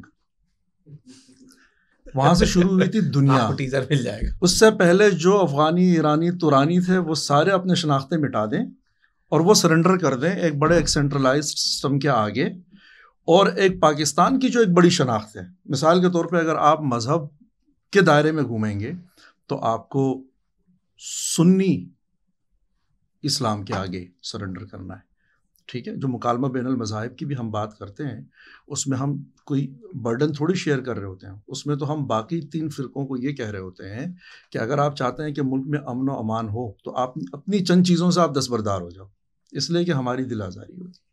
اگر آپ سیاست میں آئیں گے تو میرا خیال ہے کہ سیاست والے کو میں تھوڑا سا اسکپ کرتا ہوں, آلریڈی ملک میں بہت زیادہ جو ہے وہ انتشار پھیلا ہوا ہے, اور ہماری یہ پوڈ کاسٹ جو ہے نا یہ کہیں اور نکل جائے گی.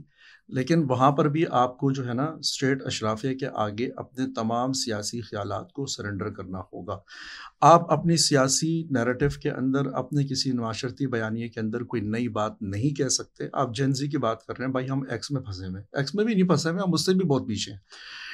ٹھیک ہے, آپ نئی بات لے کر نہیں آ سکتے. نئی بات لے کر اگر آپ آئیں گے تو آپ کا جو ایک کلیکٹیو میکینزم ہے اسٹیٹ کا وہ آپ کو سپورٹ نہیں کرے گی, اور جو لوگ نیچے آٹو پہ لگے ہوئے ہیں آپ کی سوسائٹی پہ, پورا معاشرہ, وہ آپ کو سپورٹ نہیں کرے گا. جب نہیں کرے گا تو آپ پھر بس اسی بات پہ رہیں گے کہ پاکستان کا اپنا کلچر ہے. آپ مجھ سے زیادہ پڑھے لکھے حضرات ہیں, آپ مجھے بتا دیں کہ پاکستان کے کلچر 2-4 الفاظ میں بتا دیں کہ وہ کیا ہے. مجھے تو نہیں سمجھ میں آتا. ہماری تو مجھے تو یہ لگتا ہے کہ عربی کلچر ہے, اور اس پہ اصرار ہے کہ آپ مان لیں. لیکن ایک بلوچ کو آپ کیسے اس بات کے اوپر مطمئن کریں گے کہ وہ اپنے کلچر سے دستبردار ہو کے اس کو اپنا کلچر مان لیں؟ عربی کلچر کیسا ہے؟ عربی تو ہمیں آتی ہی نہیں ہے. تو ابھی ہم نے ڈاکٹر خورشید رضوی صاحب کے ساتھ پوڈ کاسٹ کیا, آتی تو ہمیں انگریزی بھی نہیں ہے. خیر اب تو اردو بھی نہیں آتی. نہیں تو عربی کلچر کیسے ہیں آپ؟ عربی کلچر کس کو کہہ رہے ہیں؟ عربی کلچر ایسا نا کہ ہمارے یہاں جو رسوم و روایات ہیں, مثلا میں اگر اب جو میری کراچی میں شادیاں ہو رہی ہیں اس میں آپ کو بر صغیر نظر آ رہا ہے کہیں پہ سب کانٹیننٹ؟ مجھے تو بہت کم رہ گیا, مجھے تو ایسا لگتا ہے. بلکہ اب تو مجھے ایسا لگتا ہے کہ ہماری جو شادیاں ہیں اور جو اس میں اور میلاد میں بہت کم فرق رہ گیا ہے, ولیمے میں اور میلاد میں. میں یہ کوئی تو بعض لوگ تو شادی اور مجلس کا بھی تقابل کر رہے ہیں. ہاں 2-3 سال بعد کرتے ہیں. جی ایسے ہی ہو گیا ہے. تو اس میں جو آپ کی چاہے آپ کی شادی ہو, چاہے آپ کا جنازہ ہو, چاہے آپ کے تہوار ہوں, اس کے اندر کہیں بھی مطلب میرے زمانے تک تو کم از کم عید جو ہے وہ عید کی جو دریافت ہے وہ کوئی یہاں پہ کوئی پٹنہ میں تو نہیں ہوئی. ٹھیک ہے, وہ عرب سے آیا ہے, لیکن اس کو ہم نے وہ گندھا ہوا تھا ہماری اپنی تہذیب کے اندر. واقعہ کربلا جو ہے وہ ہوا ہے عراق میں. ٹھیک ہے, لیکن جب میر انیس اس کو بیان کرتے ہیں تو آپ کو ایسا لگتا ہے جیسے وہ دلی میں ہوا تھا یا لکھنؤ کے آس پاس کسی علاقے میں ہوا تھا. ٹھیک ہے نا, صحیح ہے نا. تو یا جب ہم اقبال کو پڑھ رہے ہوتے ہیں, جو کہ اس کو اس معنی میں نہ لے لیا جائے کہ ایز این آرٹسٹ میں کوئی اقبال کے اوپر تبصرہ کر رہا ہوں, ہمارے بڑوں میں سے ہیں اقبال, وہ بڑے ظاہر ہے کہ بہت بڑے آرٹسٹوں میں سے ہیں. لیکن جب ہم ان کی معرب اور مفرس شاعری پڑھ رہے ہوتے ہیں تو بہت جذبات تو گرم ہو جاتے ہیں, گاڑی گرم ہو جاتی ہے, لیکن ایک دوری محسوس ہوتی ہے. لیکن میر انیس کو, مرزا دبیر کو آپ سنتے ہیں یا پڑھتے ہیں تو آپ کو ایسا لگتا ہے کہ وہ کربلا کو کھینچ کے ادھر ہمارے محلے میں لے آئے, جیسے ہمارے آس پاس کی کوئی کہانی ہے. امام حسین آپ کو اپنے ہی علاقے کے آس پاس کا کہیں, کبھی تو میں آج کل چونکہ اب میں اسلام آباد شفٹ ہو گیا اور مجھے وہاں پہ پنجاب کے جو ذاکر ہیں ان کو سننے کا زیادہ اتفاق ہوتا ہے, تو اب مجھے جو ہے وہ پورا واقعہ کہ ساؤتھ پنجاب کے آس پاس ہوا محسوس ہوتا ہے. ٹھیک ہے نا, اس لیے کہ آپ چیزوں کو اپنے رنگ میں لے لیتے ہیں. مجھے ایسا لگتا ہے کہ ہماری جو زبان ہے اس کے اندر بھی اردو بول رہے ہیں تو اردو بھی ہماری معرب اور مفرس ہے, اور اگر ہمارے جو معاملات ہیں, شادیاں ہیں, تو وہ اس کے اندر چونکہ ہم نے چیزوں کو کلچر کے بجائے, کلچر تو خیر کلچر تو جواب دہ ہو گیا ہے نا, جو ہماری مذہبیت ہے، مذہب کو نہیں کہوں گا، جو مذہبیت ہے، ریلیجیوسٹی ہے، اس کو جواب دہ ہو گئی ہے. تو وہ اب آپ سے کہہ رہی ہے کہ یہ والا کام جو آپ کر رہے ہیں نا، ٹھیک ہے یہ کلچر ہوگا کسی زمانے میں آپ کا، لیکن اس کی چونکہ مشابہت ہندو سے ہے تو آپ پلیز یہ نہ کریں. ٹھیک ہے، ہم نے تو پہلے نہیں دیکھا بر صغیر پاک و ہند میں اتنی بڑی کیمپین مزارات کے خلاف چلی ہو جو پاکستان میں چلی ہے. وہی بھارت ہمارے برابر میں بھی ہے، لیکن وہاں پہ آپ خواجہ نظام الدین کی طرف اگر آپ جاتے ہیں تو آپ کو لگتا ہے کہ خواجہ نظام الدین وہیں کے آدمی ہیں. یہاں پہ جب آپ مزارات کا تصور کرتے ہیں تو ایسا لگتا ہے کہ ہمارے دشمن ہی آس پاس قبروں میں ہیں اور ان سے اپنے آپ کو فاصلے پہ رکھنا ہے. اور جو مزار کی طرف جا رہا ہے اس کو، جو مزارات کی ہماری اپنی ایک تہذیب ہے، ہمارے اپنے ایک کلچر ہے، اس کے پس منظر میں دیکھنے کے بجائے اس میں بھی بڑی ہارمنی تھی نا. ابھی آپ جائیں مٹھی، یہ تھر کے علاقے میں، ٹھیک ہے، یوسف فقیر ہے، وہ مندر پہ بیٹھا ہوتا ہے، 400 سال پرانا آپ کا مندر ہے، وہ ابھی بھجن گاتا ہے، کبیر کو گا رہا ہوتا ہے، تھوڑی دیر کے بعد وہ نعت پہ آ جاتا ہے، وہی ہندو اس کے اوپر جھوم رہا ہوتا ہے. تو یہ چیز اب کہاں ہے پاکستان میں؟ نہیں ہے. وہ تو غلطی سے ہے تھر میں، وہ انشاءاللہ صاف ہو جائے گا اگلے 15-20 سالوں میں اگر سلسلہ یہی رہا تو. وہ تو انہوں نے زبردستی پکڑ کے رکھا ہوا ہے سندھ والوں نے. لیکن ہمارا جو یہ کلچر ہے، یہ تہذیب ہے، وہ اس کے اوپر جو ہے نا غالب آ گئی ہے ایک سینٹرلائزڈ کلچر. تو پاکستان کا اپنا کوئی کلچر تو ہے ہی نہیں. تو آپ فرماتے ہیں کہ قوموں کے کلچر سے پھر ایک پروسیس ہوتا ہے اور پھر نئے کلچر پیدا ہوتے ہیں.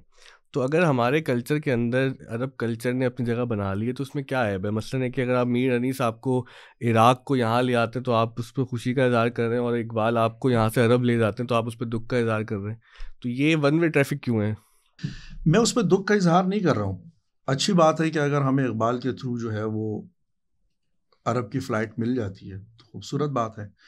لیکن میرا کہنے کا مقصد یہ ہے کہ جس چیز کو میں عرب کلچر کہہ رہا ہوں نا، وہ تو میں صرف ایک سینس کریٹ کر رہا تھا کہ جب آپ چیزیں آپ کی معرب و مفرس ہو جاتی ہے تو آپ کے ساتھ صرف یہ واردات نہیں ہو رہی ہوتی کہ آپ کو چیز سمجھ نہیں آ رہی، بلکہ واردات یہ ہو رہی ہوتی ہے کہ آپ سے آپ کا نظام یہ کہہ رہا ہوتا ہے کہ آپ نے اب یہی زبان سیکھنی ہے. وہ زبان جب آپ سیکھ لیتے ہیں تو آپ ڈسکنیکٹ ہو جاتے ہیں اپنے لٹریچر کے ساتھ، تہذیب کے ساتھ، ثقافت کے ساتھ، روایت کے ساتھ. ٹھیک ہے، وہ ڈسکنیکٹ کی قیمت پھر آپ کو 40 45 50 55 سال کے بعد پے کرنی ہوتی ہے، جو ابھی ہم اس کی کاسٹ پے کر رہے ہیں. جیسے کہ آپ نے کہا کہ انگریزی کو رائز کر کے فارسی کو ڈسکنیکٹ کیا گیا، تو وہ بھی ظاہر ہے کہ ایک باہر سے آئی ہوئی زبان تھی. وہ بھی ایک جبر تھا، لیکن اب وہ انگریزی کلچر تو ہماری ایک فخر کی علامت. لیکن جس چیز کو میں عرب کلچر کہہ رہا ہوں نا، وہ پابندیاں ہیں، وہ پابندیاں ہیں. اور وہ ایسی پابندیاں ہیں کہ مثال کے طور پہ جیسے میں نے کہا نا کہ کلچر کے اندر یہ ہوتا ہے کہ آپ کہیں گے کہ یار یہ پشتون کلچر میں یہ چیز غلط ہو رہی ہے، تو اس بنیاد پہ میں آپ کو سنسار نہیں کر سکتا، کروں گا بھی نہیں. آپ ہمارے حجرے میں بیٹھے ہوں گے، ہم آپ کے ساتھ ڈسکشن کر رہے ہوں گے کیا غلط ہے، آپ کہیں گے یہ غلط ہے. لیکن کلچر کے اندر پھر اپنا ایک بڑا مزے کا ایک پروسیس ہے کہ وقت جو ہے نا چیزوں کو اگل دیتا ہے، یہاں وہاں اس کو صاف کر دیتا ہے یا اس میں کوئی بدلاؤ آ جاتا ہے، اور اس کے اوپر جو ہے وہ کوئی تقدس والا کوئی غلاف نہیں چڑھا ہوا ہوتا. تو اس لیے ڈسکشن بھی ہو سکتی ہے، ڈیبیٹ بھی ہو سکتی ہے، اور اس میں کوئی چینج لانے کی بات ہو سکتی ہے.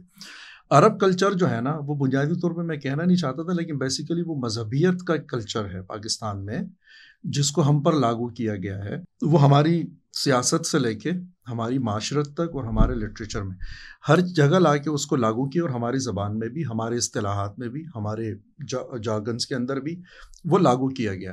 بیسیکلی جب آپ اس کے خلاف ریزسٹ کرتے ہیں تو وہ آپ کو یہ بتایا جاتا ہے کہ آپ محض ایک کلچر کے خلاف ریزسٹ نہیں کر رہے ہیں، آپ تہذیب کے خلاف ریزسٹ نہیں کر رہے ہیں، آپ مذہب کے خلاف ریزسٹنس شو کر رہے ہیں. تو آپ کو سرنڈر کرنا ہوتا ہے.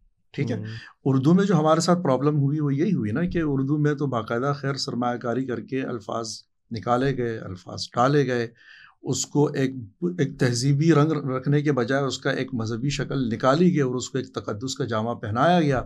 تو اردو کے بارے میں بات کرنا ایسا ہو گیا تھا کہ جیسے کہ لائک آپ کوئی آسمان سے اترے ہوئے کسی صحیفے کے اوپر کوئی رائے دے رہے ہیں یا بات کر رہے ہیں. لیکن اگر آپ پیرل ڈرا کریں انڈیا سے اس وقت، تو وہاں پہ بھی ہم دیکھتے ہیں کہ وہ سناتن دھرم ہے، وہ تو ایک وے آف لائف والی بات کرتے تھے نا، وہ تو مذہبیت یا کوڈیفیکیشن اس طرح سے نہیں تھی. اب وہاں پہ بھی جے شری رام کے نعرے لگوانا اور یہ ساری اپنے کلچر کو ایک مذہبی تحکم کے ساتھ امپلیمنٹ کرنا، تو how India is different from us right now? یہ تو ایک جیسی صورتحال ہو گئی ہے. دیکھیے اوکے وہاں پہ تشدد ہے، لیکن وہ تشدد جو ہے نا اس کے اوپر ہماری بات چونکہ ہو چکی ہے، اس میں نہیں جائیں گے.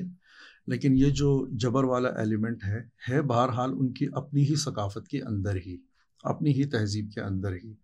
ہم اس کی وہاں پہ اگر بات کریں گے نا تو ہمارے لیے تھوڑی سی مشکل یہ ہو جائے گی کہ اب موسیقی ہے. 1947 میں جب ملک ٹوٹ گئے تو مجھے ایسا لگتا ہے کہ کلاسیکی موسیقی ہمارے پاس زیادہ رہ گئی. آپ نے اظہار بھی کیا اپنے کالمز میں 2-3 جگہ. ٹھیک ہے, وہاں پہ تھوڑی رہ گئی, اس لیے کہ لاہور ظاہر ہے کہ مرکز بنا ہوا تھا اور چیزیں ہر چیز جو ہے وہ کھینچ کے یہاں لے کر آ رہی تھی.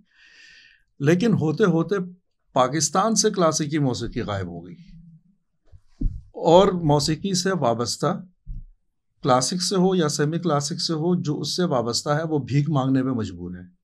وہ اپنے ریکگنیشن کے لیے جو نا بھیک مانگ رہا ہے یہاں وہاں. لیکن بھارت میں یہ پرابلم نہیں ہے. اس میں ہماری بدقسمتی یہ ہے کہ ہم نے موسیقی کو بنا دیا ایک مذہبی مسئلہ. تو جب میں محفل میں بیٹھ کے گا رہا ہوتا ہوں نا, یا مطلب جو لاہور میں جو ایک رقاصہ رقص پیش کر رہی ہے اور جو امرتسر میں پیش کر رہی ہے, دونوں میں کیا فرق ہے؟ ایک ہی زمین کا گندم کھاتے ہیں, ایک ہی جگہ کا آٹا کھاتے ہیں, ایک ہی جگہ کا کھانا کھا رہے ہیں, ایک ہی دریا ہے, ایک ہی پانی ہے, ایک ہی فضا, آب و ہوا, زبان. لیکن یہاں کیا پرابلم ہے کہ آپ کے اندر جو ہے وہ جو جس کو آپ کہتے ہیں کہ ایک فن جو ہے وہ آپ کے اندر نظر نہیں آتا. نہیں, اس کی وجہ یہ نہیں ہے کہ اب ذوق بدل گیا. اب دیکھیں ہماری جو نئی نسل ہے موسیقی کے معاملے میں تو ہمیں ہر جگہ گانے بجتے ہوئے نظر آتے ہیں. آپ شادیوں کا ذکر کر رہے تھے, شادیوں میں دھوم دھڑکا ہوتا ہے, گاڑیوں میں گانے, گھر میں گانے, بس میں گانے, نائی کے پاس جاؤ گانے.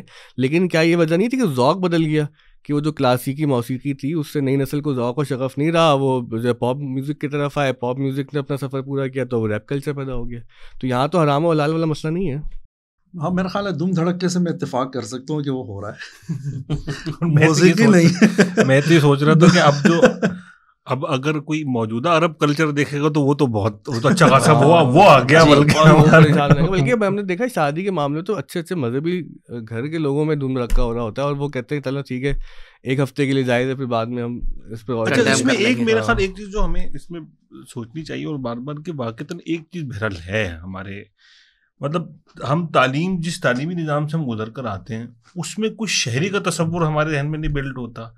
ہمارا جس امیجیٹ جگہ پہ ہم رہ رہے ہیں اس سے ہمارا کیا تعلق ہے وہ بہت آسانی سے بلڈ نہیں ہو پاتا. مطلب ہمارا سندھ سے اتنے تعلق ہے کہ شاہ عبد الطیف بھٹائی کی عرس پہ چھٹی ہو جاتی ہے, شاہ عبداللہ قادری کی, یا سندھی جب سے ہمیں کمپلسری کی گئی تو وہ ہم اردو ہی کی عبارت پہ زیادہ نقطے لگا کے پیپر پاس کر لیتے ہیں.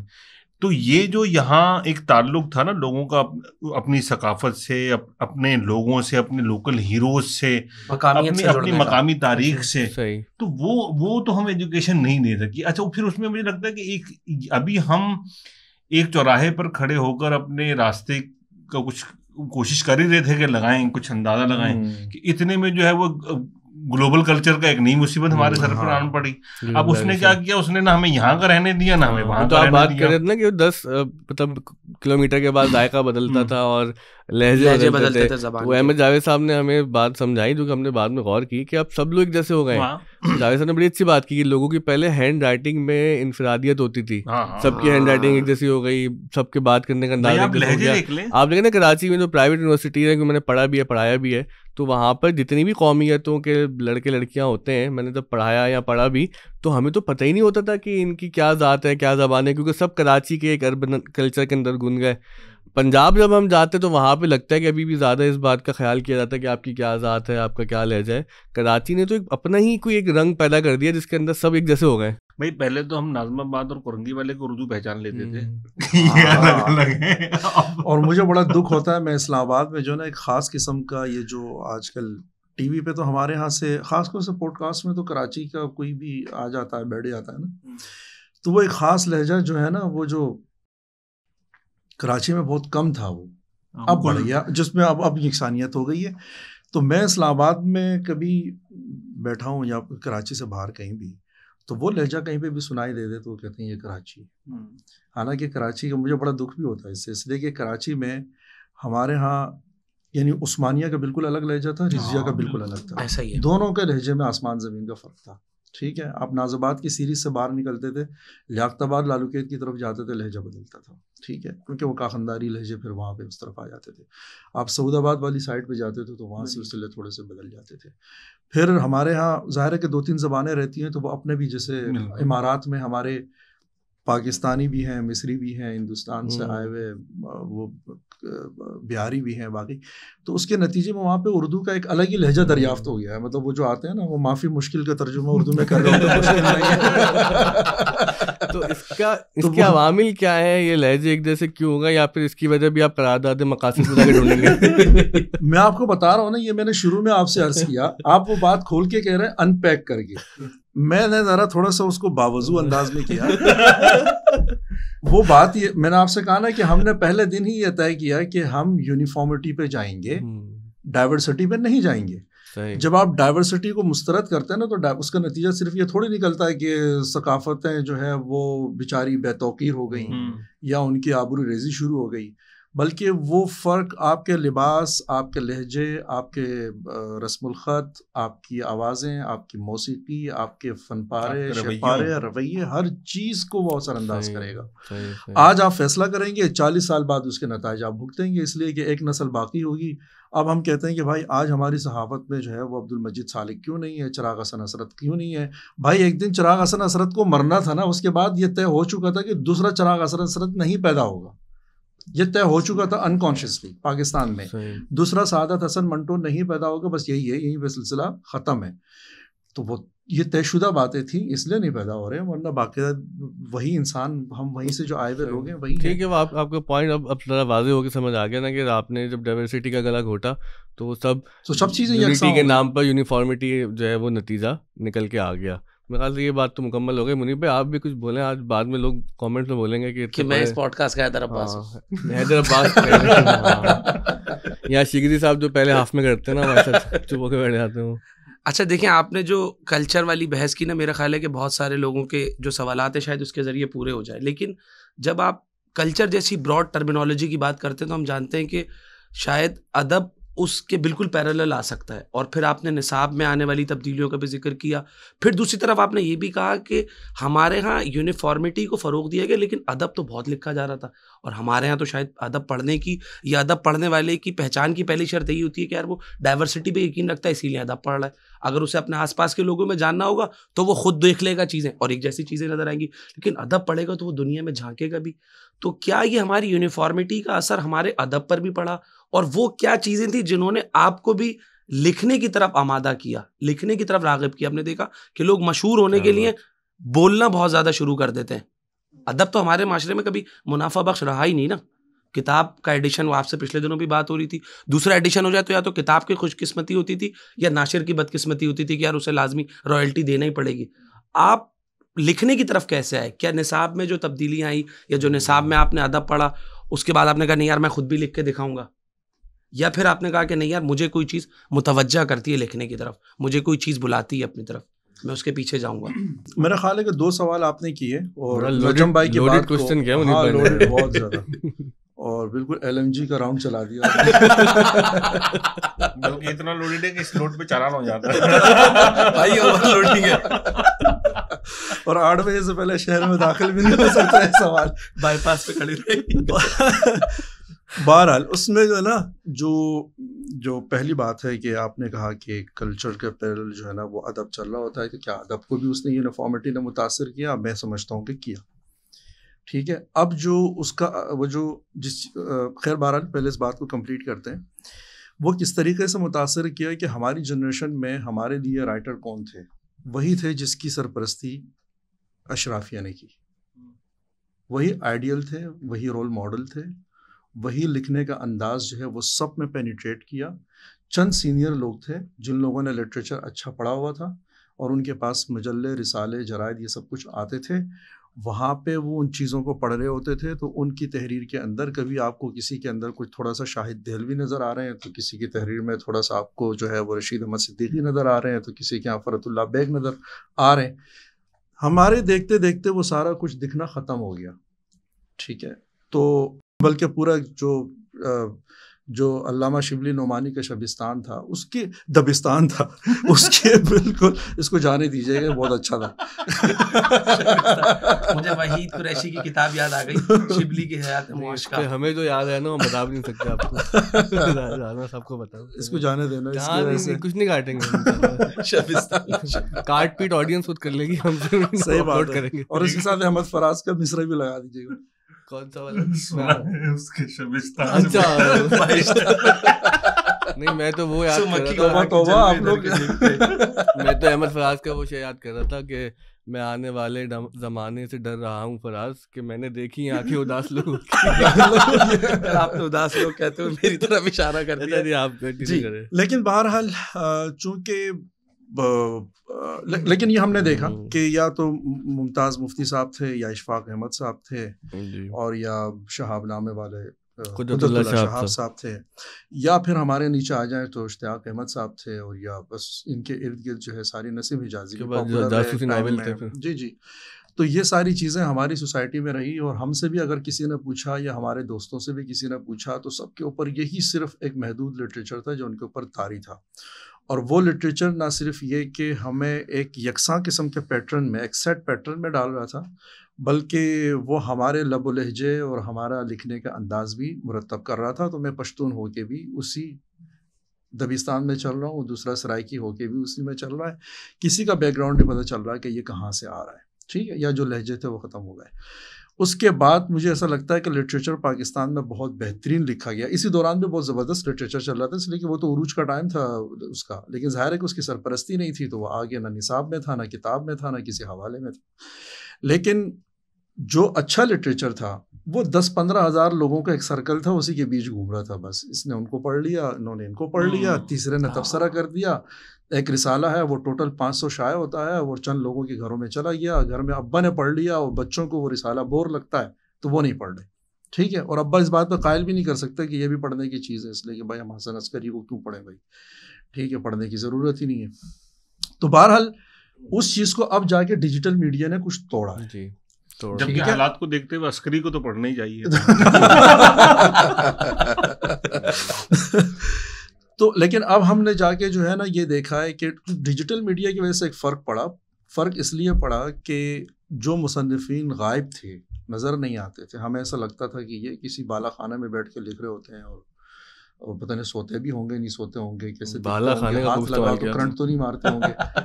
وہ سامنے آ گئے سارے کے سارے, ٹھیک ہے, وہ آپ سے صرف ایک میسنجر کی دوری پہ ہو گئے, ایک واٹس ایپ کی دوری پہ ہو گئے.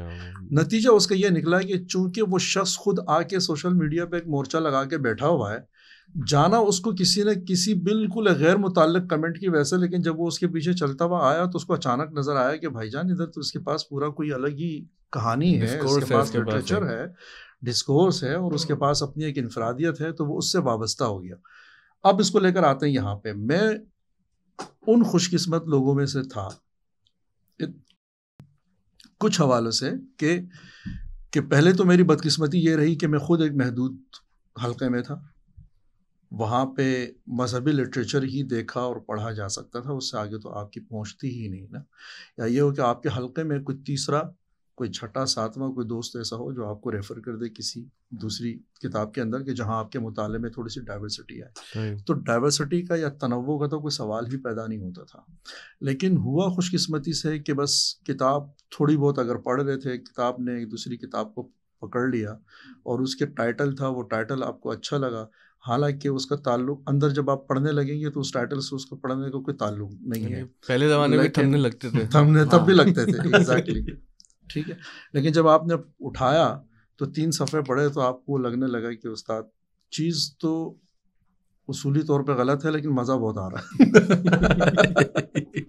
تو آپ مزہ لینے کے لیے پڑھ رہے ہیں, اور لیکن وہ جو ہے نا وہ اپنا اثر بھی آپ کے اندر چھوڑ رہا ہے کئی چیزوں کے حوالے سے, غیر شعوری طور پہ, کہیں بے شعوری, ایسی گمراہی پھیلتی ہے, آہستہ آہستہ پھیلتی ہے. تو بہرحال تو کرتے کرتے کرتے کرتے کرتے پھر اس میں ہم جا کے آپ جیسے دوستوں سے ملاقات ہوئی, اور اس کو شہر میں 2-4 لوگوں کو جان لیا، پھر ان کے پیچھے بھاگنا شروع کیا، کچھ ہمیں دے دیں، کچھ ہمیں پڑھنے کے لیے دے دیں. رسالے آ رہے ہیں تو کچھ نہیں پتہ چل رہا شائع کون کرتا ہے، کہاں سے ہوتا ہے، کہاں سے آ رہا ہے، کہاں آ رہا ہے، لیکن دیکھا کچھ چیز اس میں سمجھ میں آ گئی، پڑھ لی. اب ظاہر سی بات ہے اگر آپ پڑھ رہے ہیں اور کہیں نہ کہیں آپ کے دل دماغ میں ہے کہ آپ کو لکھنا چاہیے، تو آپ نے لکھنے کی کوشش کی، آپ کو لگا کہ آپ کے بس کا کام نہیں ہے تو آپ نے رہنے دیا. پھر آپ نے کچھ وقتوں کے بعد دوبارہ کوشش کی کہ نہیں یار، مطلب اچھا جو لٹریچر آ رہا ہے اس کو دیکھ کے آپ سوچتے ہیں کہ یار جب یہ لکھا جا رہا ہے تو میں کیوں لکھوں.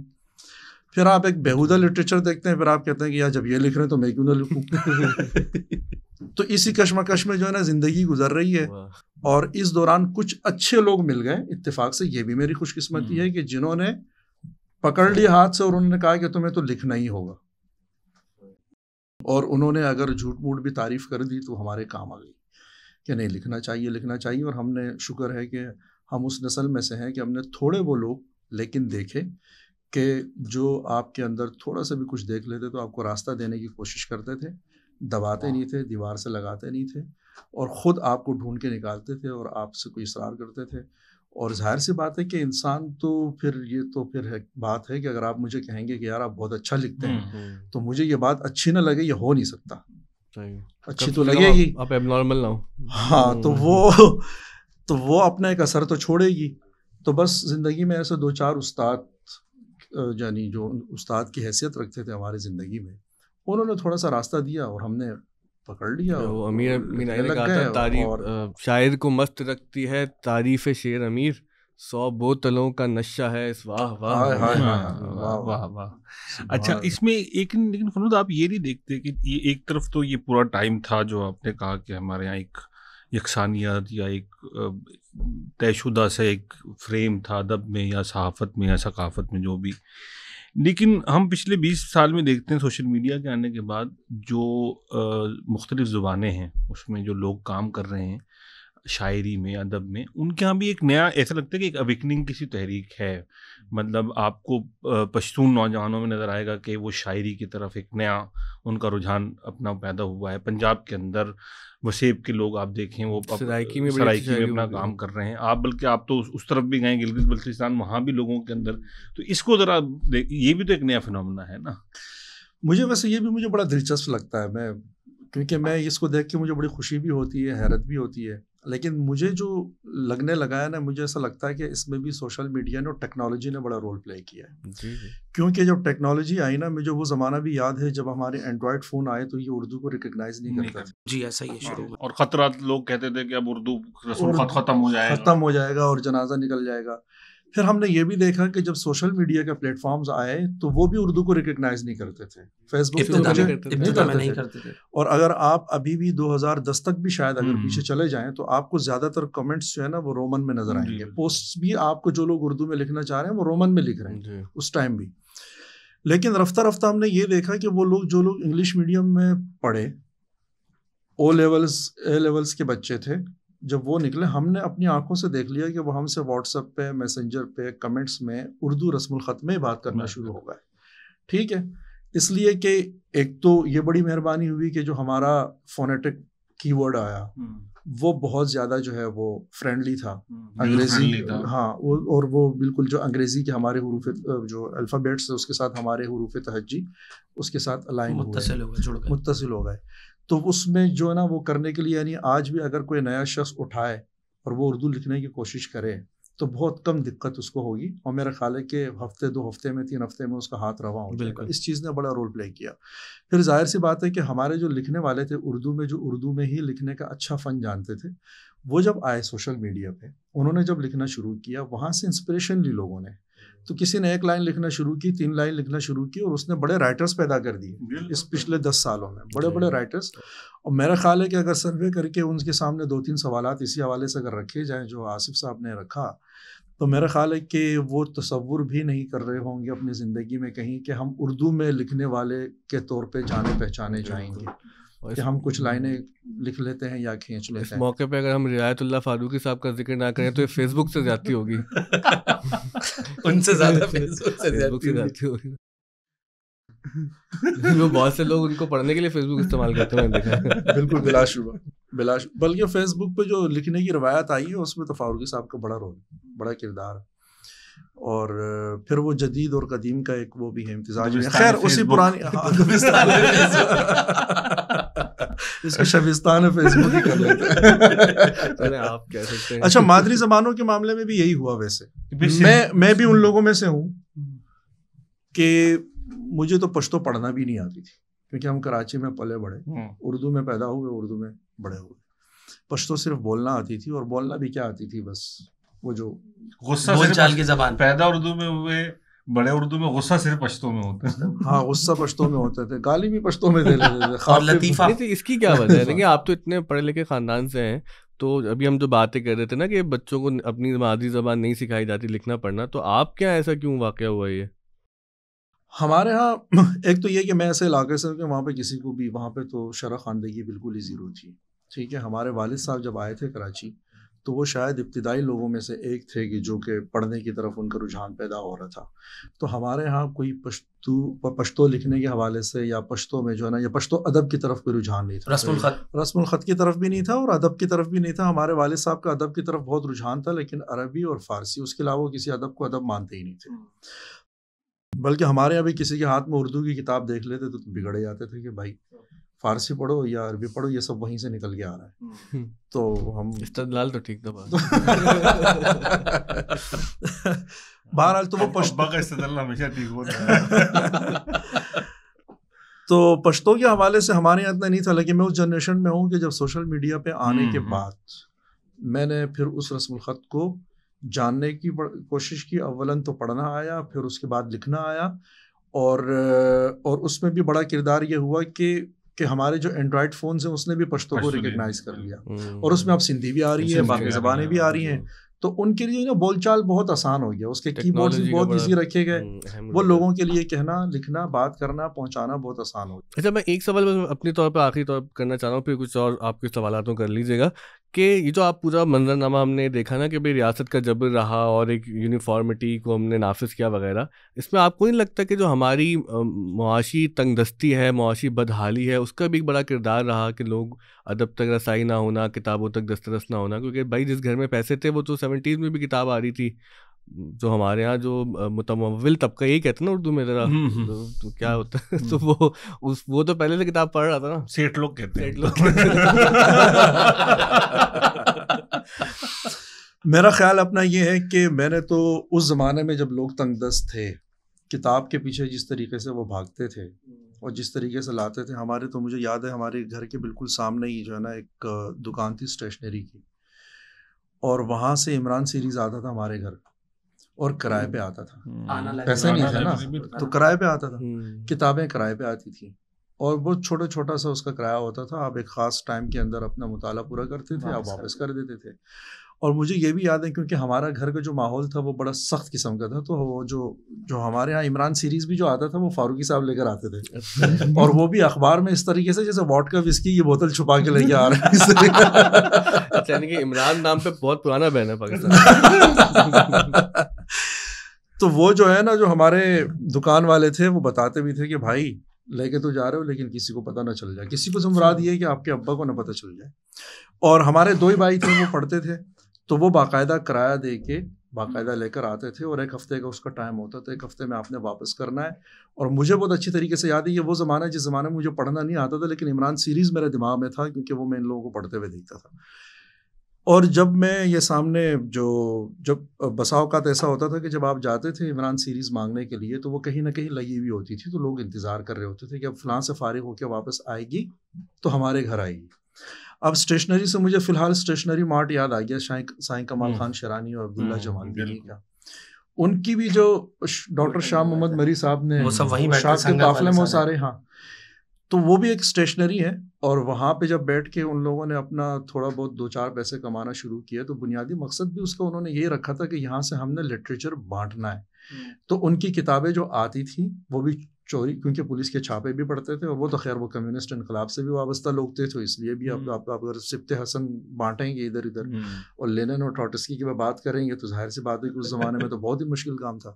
تو لیکن اس زمانے کا بھی لٹریچر جو بلوچستان کا آپ اٹھا کے دیکھیں کہ آپ کو پتہ چلتا ہے کہ اس فی الحال اسٹیشنری مارٹ اور یا یہ دو صاحبان جو جمال دینی صاحب یا سائیں کمال خان شیرانی جس کمرے میں رہتے تھے جس کا نام تھا لٹخانہ، ان دو جگہوں کا پورے بلوچستان کی سیاست پہ اور بلوچستان کے لٹریچر پہ ایک بہت بڑا اثر ہے چھوڑا.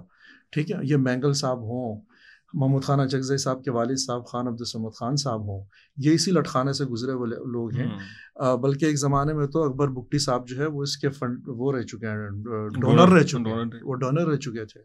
اور بزنجو صاحب جو ہے وہ ان لوگوں سے وابستہ رہے ہیں، اور ان کا نیچے نوجوانوں پہ تو بلوچستان کا کیا لٹریسی ریٹ تھا. لیکن کتابوں کے اوپر کے پیچھے میرا خیال ہے کہ لوگ بھاگ رہے تھے، لیکن وہی بھاگ رہے تھے جو ایک خاص حلقہ تھا، اس کی کوئی حوصلہ افزائی نہیں تھی.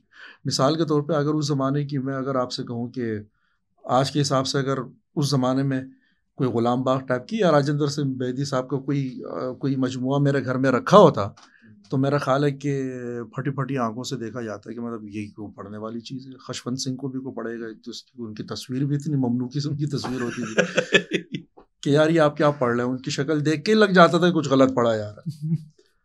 تو کہنے کا مقصد یہ کہ وہی اچھا تھا کہ وہ ایک خاص قسم کی شکلیں تھیں بڑی کہ وہ کسی کتاب کے اوپر اگر ہے تو دور سے بھی اگر نظر آ رہی ہیں تو نام مت پوچھو خرید لو، تو اس کا ثواب بھی ہوتا تھا. اچھا میرے ساتھ ایک ہی واقعہ ہوا زندگی میں کہ میرے نا گھر والے ڈر گئے، خاص طور پہ والدہ ایک کتاب سے، وہ جان ایلیا صاحب کی تھی. تو میری والدہ نے کہا تم اتنے خطرناک شکل والے آدمی کی کتاب پڑھ رہے ہو، پتہ نہیں تمہارا کیا ہوگا. اچھا ویسے اگر یہی بات ہے، میں آپ کو ایک دلچسپ سے سناؤں کہ میں ممتاز مفتی صاحب کا جو وہ ہے جو دور نوجوانی میں لوگ شروع اکثر جن کتابوں سے کرتے تھے اس وقت، وہ جو ان کا علی پور کا ایلی، تو میری نانی جو ہے ان کو ہارٹ اٹیک ہوا تھا تو وہ ایڈمٹ ہو گئی تھیں بعد میں. تو میں جنا اسپتال کارڈیو میں، اب آپ کو پتا ہے اب بھی شاید یہی حال ہوتا ہے کہ وہاں مریضوں کے لیے بیڈ نہیں مل رہے ہوتے تو اٹینڈنٹ کے لیے کہاں سے کوئی وہ ملے گا. تو باہر انتظار گاہ میں بدھ جمعرات کو شاید کوئی وقت تھا تو وہ کچھ مریض چلے گئے تو ہمیں سر کمر سیدھی کرنے کے لیے ایک بیڈ مل گیا. نانی تو اندر تھی تو ہم جا کے وہ باہر لفٹ کے پاس میں بیڈ پہ لیٹ گیا. تو میرے پاس ہی علی پور کے لیے تھی، تو میں کتاب پڑھا تھا، اتنے میں نا میری کتاب پہ ایسا لگا کسی نے جھپٹا مارا تو وہ کتاب نیچے ہو گئی. تو ایک خاتون تھی، انہوں نے اپنا چادر ایک طریقے سے کونے رکھی تھی اور انہوں نے یوں کر کے کہا حدیث دی کتاب پہ تصویر. یعنی ان کے ذہن میں یہی تھا کہ زخیم کتابیں جو ہیں وہ مذہبی کتابیں ہی ہو سکتی ہیں، اتنی زخیم کتاب. میرے ذہن میں تو ٹائٹل سے کچھ اور آیا تھا. آخری سوال لگا کریں میرے خیال ایک سوال کیونکہ یہ ان سے ضرور کرنا بھی چاہیے. آپ بہت سی اپنے کام کے سلسلے میں بھی جاتے ہیں، ملک میں مختلف ایسی جگہوں پہ بھی جاتے ہیں اور لوگوں سے ملتے ہیں، ہم نوجوانوں سے ملتے ہیں، ہر طرح کی عمر کے لوگوں سے ملتے ہیں. تو آپ کو کیا لگتا ہے کہ سوالات اب ہر جگہ ایک جیسے ہی ہیں یا وہاں سوال بدلے ہیں؟ ہمارے جو نارتھ کی طرف جب آپ جاتے ہیں یا آپ کشمیر والے ایریاز میں جاتے ہیں یا آپ پنجاب کے دیہی علاقوں میں جاتے ہیں یا خود اسلام آباد کے مضافات میں جاتے ہیں، ہم اسلام آباد کو سمجھتے ہیں کہ شاید پورا اسلام آبادی جو ہے وہ بہت کوئی دارالحکومت کے ہر علاقائی جو ہے وہ شہر ہوتا ہے. اسلام آباد تو خیر بہت ہی پھیکا قسم کا شہر، اس کو ابھی شہر بننے میں ٹائم ہے، ابھی وقت ہے، اس کی ابھی اپنی آبادی اس کی ابھی بڑی ہونا شروع ہوئی ہے. لیکن باقی یہ ہے کہ اگر ہم یہاں سے شروع کریں بلوچستان سے، تو بلوچستان میں سوالات ہمیشہ ہی مختلف تھے، تنوع تھا. اور بلوچستان آج بھی وہ علاقہ ہے کہ جہاں کا کوئٹہ کا گوشہ ادب سے کتابیں سب سے زیادہ بکتی ہیں اور بڑا ڈائیورس بکتی ہیں. بلکہ مجھے تو بخاری صاحب نے ایک دفعہ بتایا کہ اگر بڑی یونیک سے نہ بکنے والی کتابیں اگر پاکستان میں 120 آتی ہیں تو اس میں سے 40 پورے پاکستان جاتی ہیں، باقی بلوچستان آتی ہیں. تو اس لیے جہاں پہ یہ والا ماحول ہوگا تو وہاں پہ تو سوال ڈفرینٹ ہی ہوگا، مطلب اس سوالات کے اندر بھی تنوع ہوگا. آپ پختونخوا کی طرف جائیں تو پختونخوا میں میرا خیال ہے کہ جو حالات ہیں وہ بہت زیادہ افسوسناک ہیں. مطلب جو مزاحمت بھی وہاں ہو رہی ہے وہ بہت روایت کے اندر مزاحمت ہو رہی ہے اور روایتی چیزوں کو بچانے کے لیے مزاحمت ہو رہی ہے. کوئی اگلا قدم بڑھانے کی طرف کسی چیز سے انحراف نظر نہیں آ رہا، کوئی مزاحمت نظر نہیں آ رہی، کوئی نیا سوال نظر نہیں آ رہا. جو لگے بندے پرانے روشن فکر دانشور تھے یا سیاسی لوگ تھے یا لٹریری لوگ تھے وہی لوگ ہیں، اور ان کی بات جو نا ایسا لگ رہا ہے جیسے ان کے آس پاس دیواریں اٹھ گئی ہیں اور وہاں سے آگے آواز ان کی جا نہیں رہی اور پہنچ نہیں رہی ہے. اور بلکہ مجھے تو ایک دفعہ میں نے لکھا تھا بولڈ سی بات تھی، لیکن میں نے کہا تھا کہ چیزوں کے حوالے سے پورے پاکستان کا ہی جو فیبرک ہے وہ تباہ ہوا ہے، لیکن پختونخوا میں تو مجھے ایسا لگتا ہے جیسے لوگوں کو ڈی ہیومنائز کر دیا گیا ہے، تو اس کے اثرات ہمیں نظر بھی آ رہے ہیں، اور وہ میرا اپنا ذاتی علاقہ بھی ہے. یہ میں نے وضاحت کرنا اس لیے ضروری سمجھی کہ اس کے اوپر جو ہے نا کوئی ریئیکشن آئے تو آپ بھی آئے ہاں مجھ سے ہی حساب کتاب ہو. اور اگر سندھ کی طرف آپ آ جائیں تو سندھ تو مطلب یہ ہے کہ کراچی کے حالات جو ہیں وہ بڑے دگرگوں سے ہیں، لیکن اندر آپ جاتے ہیں تو بڑا مزہ آتا ہے. اس لیے مزہ آتا ہے کہ اب بھی جو ہے نا سندھ ایک یوں سمجھ لیں کہ اپنے وقت کے ساتھ وہاں کا جو ایک اجتماعی شعور ہے دانشوروں کا یا ان کے شاگردوں کا، وہ بہت بہتر نظر آ رہا ہے. بہتر اس لیے نظر آ رہا ہے کہ باقی ملکوں میں یہ فرق دیکھتا ہوں کہ پاکستان کے باقی حصوں میں ایکٹیویزم نے ہر چیز کو ٹیک اوور کیا ہے. صحافت کو بھی ٹیک اوور کیا ہے، سیاست کو بھی ٹیک اوور کیا ہے، لٹریچر کو بھی ہر چیز کو اس نے ٹیک اوور کر دیا ہے. لیکن سندھ میں مجھے ایسا لگتا ہے کہ اس طریقے سے ٹیک اوور ابھی تک نہیں ہوا. ایکٹیویزم ہے، لیکن اس ایکٹیویزم کے پیچھے ایک پورا سیاسی شعور نظر آتا ہے، ایک روایت نظر آتی ہے. یعنی کہ ڈفرینس آف اوپینین بھی بہت زیادہ ہے، تنوع بہت زیادہ ہے، جماعتیں بہت زیادہ ہیں، تحریکیں بہت زیادہ ہیں. لیکن کوئی ایشو پیدا ہو جاتا ہے، جیسے ڈاکٹر شاہ نواز کا پیدا ہوا تھا، ابھی کنالز کا پیدا ہوا ہوگا، اس سارے ایشو کے اندر جب آپ دیکھتے ہیں تو مختلف تھاٹس آ رہے ہوتے ہیں اور اپنا ایک ڈفرینس آف اوپینین بھی آ رہا ہوتا ہے. لیکن جیسے ہی وہ کہانی کسی بوٹل نیک پہ پہنچتی ہے تو وہ سب جیسے غیر شعوری طور پہ ایک دوسرے کا ہاتھ پکڑ کے اس مشکل سے نکل کے آگے بڑھتے ہیں اور ایک متفقہ آواز آتی ہے. اور دوسری خوبصورت بات یہ بھی ہے کہ یہاں پہ جب ریزسٹنس ہوتی ہے یا سوال اٹھتا ہے یا کوئی بات ہوتی ہے تو وہ اپنی مادری زبان کے اندر ہو رہی ہوتی ہے. اس میں ہم جیسے لوگوں کو دقت بھی ہو رہی ہوتی ہے کہ پہنچتی نہیں. یعنی سندھ سے نکلنے والی آواز ہم تک 2-3 دن کے بعد پہنچتی ہے. یعنی کوئی اردو رائٹر لکھے گا، سڑکیں بہت خراب، کوئی بولے گا سندھ کی سڑکیں خراب ہیں لیکن رستے ٹھیک ہیں، منزل بھی ہاں رستے ٹھیک ہیں. بہرحال تو یہاں پہ یہ صورتحال ہے. باقی معاشی حوالے سے سیاسی حوالے سے سندھ کا سیاسی شعور بہت بہتر ہے پاکستان سے. کیا چیز؟ سندھ کا سیاسی شعور بہت بہتر ہے. مجھے تو بہت اچھا. وہ اپنی روایت کو کیوں نہیں توڑ سکے؟ جیسے آپ کہہ رہے ہیں کہ خیبر پختونخوا والے اپنی روایت کو بچانے کے لیے مزاحمت کر رہے ہیں، تو اس خیبر پختونخوا سے زیادہ سندھ والے اپنی روایت کو بچانے کے لیے مزاحمت کر رہے ہیں، بدحالی میں کر رہے ہیں. میرا خیال ہے کہ سندھ کو فتح کرنے میں ٹائم لگ رہا ہے. ٹائم اس لیے لگ رہا ہے کہ وہ پہلے سے ہی سندھو تہذیب کے نمائندہ لوگ ہیں، اور وہ ہمیشہ سے جو ہماری بر صغیر پاک و ہند کی جو نمایاں تہذیبیں ہیں اس میں سے ان کی ہے، اور بڑی ڈائیورسٹی رہی ہے ہندو کمیونٹی یہاں پہ. ہم تو اب ان کو کمیونٹی کہتے ہیں، کمیونٹی بھی ہم کسی کو چھوٹا دکھانے کے لیے کہتے ہیں بیسیکلی. لیکن ہندو جو ہے وہ یہاں کی شناخت رہ چکے ہیں.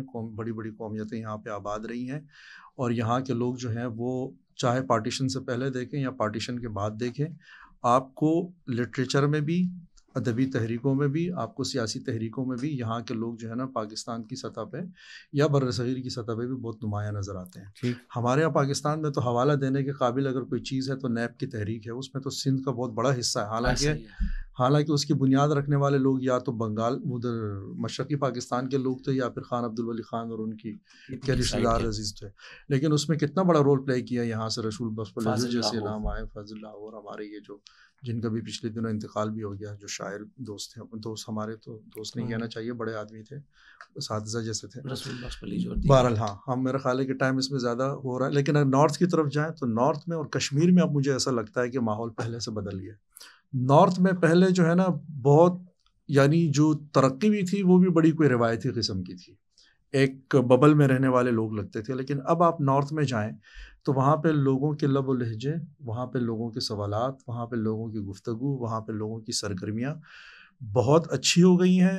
اچھی تو خیر پہلے بھی ہم سے تو اچھے ہی تھے، لیکن اس میں جو تعمیری پہلو ہے اس میں بہت زیادہ بڑھ گیا ہے. اور وہاں پہ بھی جیسے ہمارے ہاں پاکستان میں جو آغا خانی کمیونٹی ہے اس کے بارے میں ہم ہمیشہ سوچتے تھے کہ یہ سیاسی معاملات سے ہمیشہ تعلق رہتے ہیں، ان کا کوئی نہ لینے میں ہوتے ہیں نہ دینے میں ہوتے ہیں. اور ہنزا کے جو علاقہ ہے وہ تو بڑا خوبصورت، صاف ستھرا، چترال کے لوگ نہ لڑنے میں نہ بھیڑنے میں. لیکن اب اگر آپ وہاں جائیں تو میرا خیال یہ ہے کہ ہنزا جو ہے نا وہ اب اپنے ثقافت اور اپنے کلچر کے تحفظ کے حوالے سے اتنا کانشیس ہو گیا ہے کہ وہ باقاعدہ اب ان کے اندر وہ غصہ دکھنے میں آنا شروع ہو گیا جو ہم اس سے پہلے کبھی ان میں نہیں دیکھتے تھے. وہ باقاعدہ باہر سے جو لوگ آ رہے ہیں اب ان کو وہ کسی اور نظر سے دیکھنے لگے. جو پالیسیاں ہو رہی ہیں اس حوالے سے وہ اپنی رائے دینے لگے ہیں. قانون سازیوں کے حوالے سے گفتگو کرنے لگے ہیں. اب آباد کی طرف آپ جاتے ہیں تو عین ممکن ہے کہ آپ کو سڑک جو ہے وہ اس پہ اس کے آس پاس لوگ، بلکہ آپ چائے خانوں میں بیٹھے ہیں اب ہنزا میں، اور لوگ بہت دھیمی آواز میں بات کرتے ہیں، شکی مزاج بھی ہیں، جہاں سے کوئی بھی چلے جائے اس کے بارے میں سوچتے ہیں کہ پتہ نہیں میری خبر تو لینے نہیں آیا. بہت دیر لگاتے ہیں کھلنے میں، اور اسی میں آپ کو اندازہ ہو جاتا ہے کہ اس کے دماغ میں بہت کچھ ہے، اس کے دل میں بہت کچھ ہے. اور یہ سارا کچھ ظاہر ہے کہ باقی پاکستان میں تو پھٹ کے باہر آ گیا، لیکن مجھے ایسا لگتا ہے کہ ان علاقوں میں بھی اب نکل کے باہر آ رہا ہے. منیب بھائی کوئی سوال آخری؟ سوال نہیں ہے، سوالات ہیں، لیکن ان کو کسی اور قسط کے لیے اٹھا رکھتا ہوں. ہاں وہ ایک پوڈ کاسٹ اور بھی کریں گے، ہمارے دوست پوڈ کاسٹ آخر میں کہتے ہیں. اصل میں میری ان سے ملاقات ہو گئی نا ابھی 2 دن پہلے، فری ہو گئے تو کچھ زیادہ رہا نہیں ہمارے بیچ پوچھنے کے لیے یا حجاب اٹھانے کے لیے، ہمارے گپ شپ کے لیے. پوچھ یہاں کون رہا، یہاں گپ شپ ہی چل رہا ہے. ہمارے ایک دوست ہیں پروفیسر منظور سولنگی صاحب، ان کا بڑا ایک اچھا جملہ ہے کہ میں نے پورے پاکستان کو یا تو صوفیوں کے مزارات پر یا مقبروں پہ جا کے تلاش کیا ہے یا کسی چائے خانے میں تلاش کیا ہے. آپ کیونکہ سیاحت کے بھی آدمی ہیں، اور بالخصوص آپ سیاحت کے لیے ایسی جگہوں کا انتخاب کرتے ہیں جہاں نہ نیٹ ورک آتا ہو نہ کوئی بندہ ملتا ہو، بس آپ کسی ایک خاموش تنگ گزار وادی میں گھاٹی میں جا کے بیٹھ جاتے ہیں. تو وہاں آپ کو جو لوگوں کا رویہ ہے وہ کراچی کے کاسموپولیٹن رویے سے کتنا مختلف نظر آتا ہے، اور کیا وہاں بھی آپ کو آپ کے ادب کی وجہ سے، آپ کے لکھنے کی وجہ سے پہچانا جاتا ہے، یا وہاں صرف آپ فطرت کا حسن محسوس کرنے کے لیے جاتے ہیں؟ واہ بھائی واہ. میرا خیال ہے کہ میں جو ہے نا بہت سارا، میں بیسیکلی ڈیٹاکس کے لیے جاتا ہوں. اب جو چیزیں یہاں پہ آپ کو پریشان کرتی ہے وہ یہی کرتی ہے کہ آپ اپنی گلی سے بھی گزرتے ہیں تو بہت لگے بندے، نہ کسی سے بات نہیں کرنی، نہ کسی کی سننی ہے، کچھ بھی ہو سکتا ہے. اچھا یہاں بھی ہم پوڈ کاسٹ میں بیٹھے ہوئے ہیں تو اس میں جو کچھ ہم نے کہنا چاہا نہیں کہا. ٹھیک ہے، جیسے تارڑ صاحب نے کہا ہے کہ ہاں، تارڑ صاحب نے جیسے کہا کہ جو میں نے لکھا ہے یہ سارا وہ نہیں ہے جو میں لکھنا چاہتا تھا، رہ گیا بہت کچھ. ٹھیک ہے، اور وہ جو رہ گیا ان سے، ان کو پتہ ہے کہ کیا رہ گیا، لیکن اس کے لکھنے کے لیے اب بھی گنجائش موجود نہیں ہے. صحیح بات ہے. اس سے اندازہ لگا لیں کہ تارڑ صاحب کی اپنی کتاب پہ کسی زمانے میں صادقین کی پینٹنگ آتی تھی، نکلے تیری تلاش میں. اب وہاں پہ جی ہاں، اب وہ پینٹنگ غائب ہے. اب وہاں جو بھی ہے وہ آپ دیکھ لیجیے اب کیا ہے وہاں پہ. تو بہرحال ڈیٹاکس کے لیے جاتے ہیں بنیادی طور پہ، لیکن وہاں جا کے ظاہر ہے کہ جو سب سے زیادہ مزہ آتا ہے وہ یہ آتا ہے کہ وہاں لوگ پڑھے لکھے نہیں ہوتے، چونکہ ان تک ابھی تک پاکستان کا نصاب تعلیم پہنچا نہیں ہے، تو ان میں انسانیت، رواداری، محبت، رکھ رکھاؤ، نبھاؤ، وزاداری، قومیتوں سے بالاتر ہو کے دیکھنا، مذہب سے بالاتر ہو کے دیکھنا، یہ سب کچھ ان کے اندر باقی ہے. آپ نے اتنا کچھ نہیں کہا، یہ بھی نہ کہتے. میں آپ کو مزے کی بات بتاؤں کہ ہم ایک دفعہ ہائیکنگ پہ جا رہے تھے، اور ہم نکلے یہ جو ہمارا کمراٹ کے علاقے سے، اور پہلی رات گزارنے کے بعد جب ہم آگے پہاڑوں کی طرف گئے نا، ہمیں یہ آخری آبادی وہاں پہ نظر آئی. وہ آئے، انہوں نے ہم سے کہا کہ آپ یہاں کیوں آئے؟ ہم نے کہا کہ ہم بس ادھر ٹینٹ لگائیں گے، کسی کو کچھ کہیں گے نہیں، آرام سے خاموشی سے رات گزاریں گے، صبح نکل جائیں گے. تو انہوں نے کہا کہ نہیں، آپ ٹینٹ لگا کے یہاں پہ کیوں سوئیں گے؟ تو ہم نے کہا ہم کہاں سوئیں؟ تو سامنے ایک مسجد تھی لکڑیوں کی بنی ہوئی، انہوں نے کہا کہ آپ یہاں پہ رہیں گے. تو میں نے ازراہ مزہ ان سے کہا، اور یہ میں نے صرف واقعی اپنے دوستوں کو دکھانے کے لیے کہا. میں نے کہا یار ہم مسجد میں رہ تو لیں گے رات کو، لیکن مسئلہ یہ ہے کہ یہ جو صاحب ہے نا یہ یہودی ہے. انہوں نے کہا پھر کیا ہوا؟ میں نے کہا یار، پھر میں نے کہا چلیں یہ اس کو چھوڑ دیں. میں نے کہا یہ دوسرے صاحب بیٹھے ہوئے ہیں یہ شیعہ ہے. تو اس نے کہا کہ وہ کون ہوتے ہیں؟ اب یہ لا علمی مجھے اتنی پیاری لگی کہ یہ اتنا خوش قسمت آدمی ہے، اس کو یہی نہیں پتا کہ شیعہ کیا ہوتا ہے. ٹھیک ہے، اور یہ اس کو جس دن پتہ چل گیا تو یہ سیدھا نیچے شہر کی طرف نکلنے کی کوشش کرے گا، اور جب واپس آئے گا تو یہ مسجد جو ہے یہ کسی تنظیم کا مرکز بن چکی ہوگی. میں نے یہ کہانی لے جا کے پھر میں نے ہمارے پاکستان میں ایک اور بڑے حساس قسم کے مسلک کی طرف توجہ دلائی کہ ان کا تعلق ان سے ہو سکا. بھائی یہ جہاں سے بھی ہے آپ لوگوں نے رات مسجد میں گزارنی ہے. اور میں آپ کو ایک خوبصورت بات بتاؤں کہ انہوں نے صرف یہ نہیں کہا بلکہ ہم نے یہ کہا کہ مسئلہ یہ، میں نے ان کو سچ کہا، میں نے کہا دیکھیں آپ ہمیں بات ہو رہے ہیں لیکن اس میں سے کچھ لوگ صبح نماز کے لیے اٹھیں گے نہیں، تو آپ کو ڈسٹربنس ہوگی صبح، اور یہ لوگ سوئیں گے رات کو لیٹ اور صبح سوتے رہیں گے، تو آپ لوگ اپنا مسجد دیکھیں. ہمیں نہیں کہا. تو انہوں نے کہا کہ ہم اپنے پورے گھروں میں اعلان کرنے جا رہے ہیں کہ صبح فجر کی نماز سب اپنے اپنے گھروں میں پڑھیں.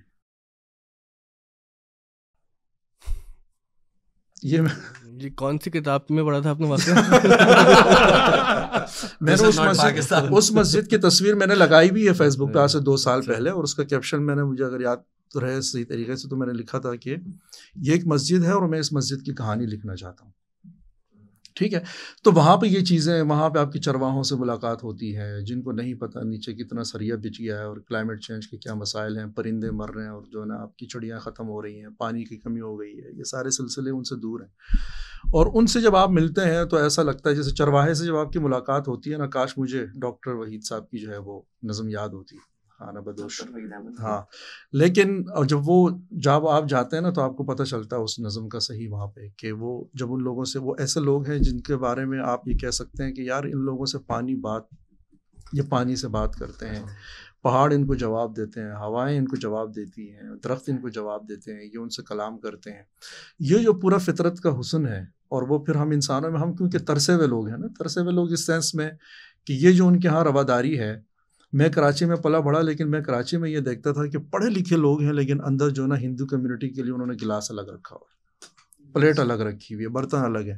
میں جب وہاں جاتا ہوں تو وہ چاہے کوئی سکھ ڈاکٹر ہے, چاہے وہ ہندو ڈاکٹر ہے, بلکہ میرے اپنے علاقے میں پختونخوا میں, بلکہ پورے پختونخوا میں, ہمارے تورغر بٹگرام کے علاقوں میں, کالا ڈھاکہ اس کے آس پاس کے علاقوں میں, بنیر میں, ہندو ہونا, ڈاکٹر ہونا اور ہندو ہونا یہ کوالیفیکیشن تھا کہ یہ ایک مستند ڈاکٹر ہوگا, اور سکھ ہونا یہ حکمت کے لیے کوالیفیکیشن تھی ان علاقوں میں. تو ہمارے جو آبا و اجداد تھے, یہ جو ہمارے رشتہ دار تھے, وہ مسجد سے نکلتے تھے اور سیدھا مجھے ہندو ڈاکٹر کے پاس جانا ہے, تو وہیں سے جا کے علاج معالجہ کروا کے آتے تھے. اب تو وہ ہندو اور ان کے خاندان وہاں سے رخصت ہو گئے, یہ آپ کے لیے اطلاع ہے, لیکن اب ہمیں وہاں سے تھوڑا سا آگے جانا ہوتا ہے, جہاں لوگوں نے برتن الگ نہیں کرنے ہوتے آپ کی شکل دیکھ کے, یا آپ کے عقیدہ دیکھ کے, یا آپ کے لباس دیکھ کے, یا آپ کو کسی اپنے سے. میں اس پہ ایسی جملہ گڑھتا ہوں کہ جن کے ظرف بڑے ہوں وہ برتن علیحدہ نہیں کرتے. واہ واہ واہ, بہت شکریہ آپ کی. ایسی کہاں سے چیٹ جی پی ٹی میں اچانک سے وہ ایک گلچ آ جاتا ہے تو ایک جملہ نکل. آپ کو احمد جاوید ہو گیا.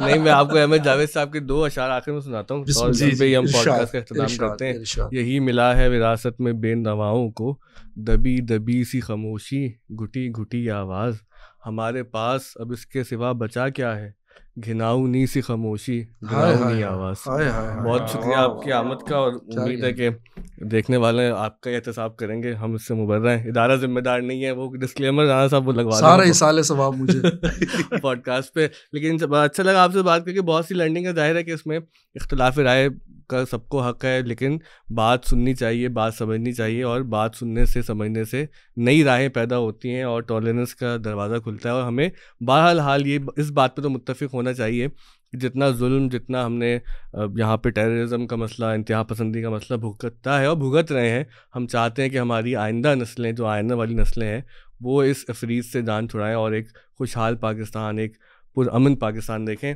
آپ تمام حضرات کا بہت شکریہ جنہوں نے پوڈ کاسٹ دیکھا. اپنے فیڈ بیک سے ضرور آگاہ کیجیے گا.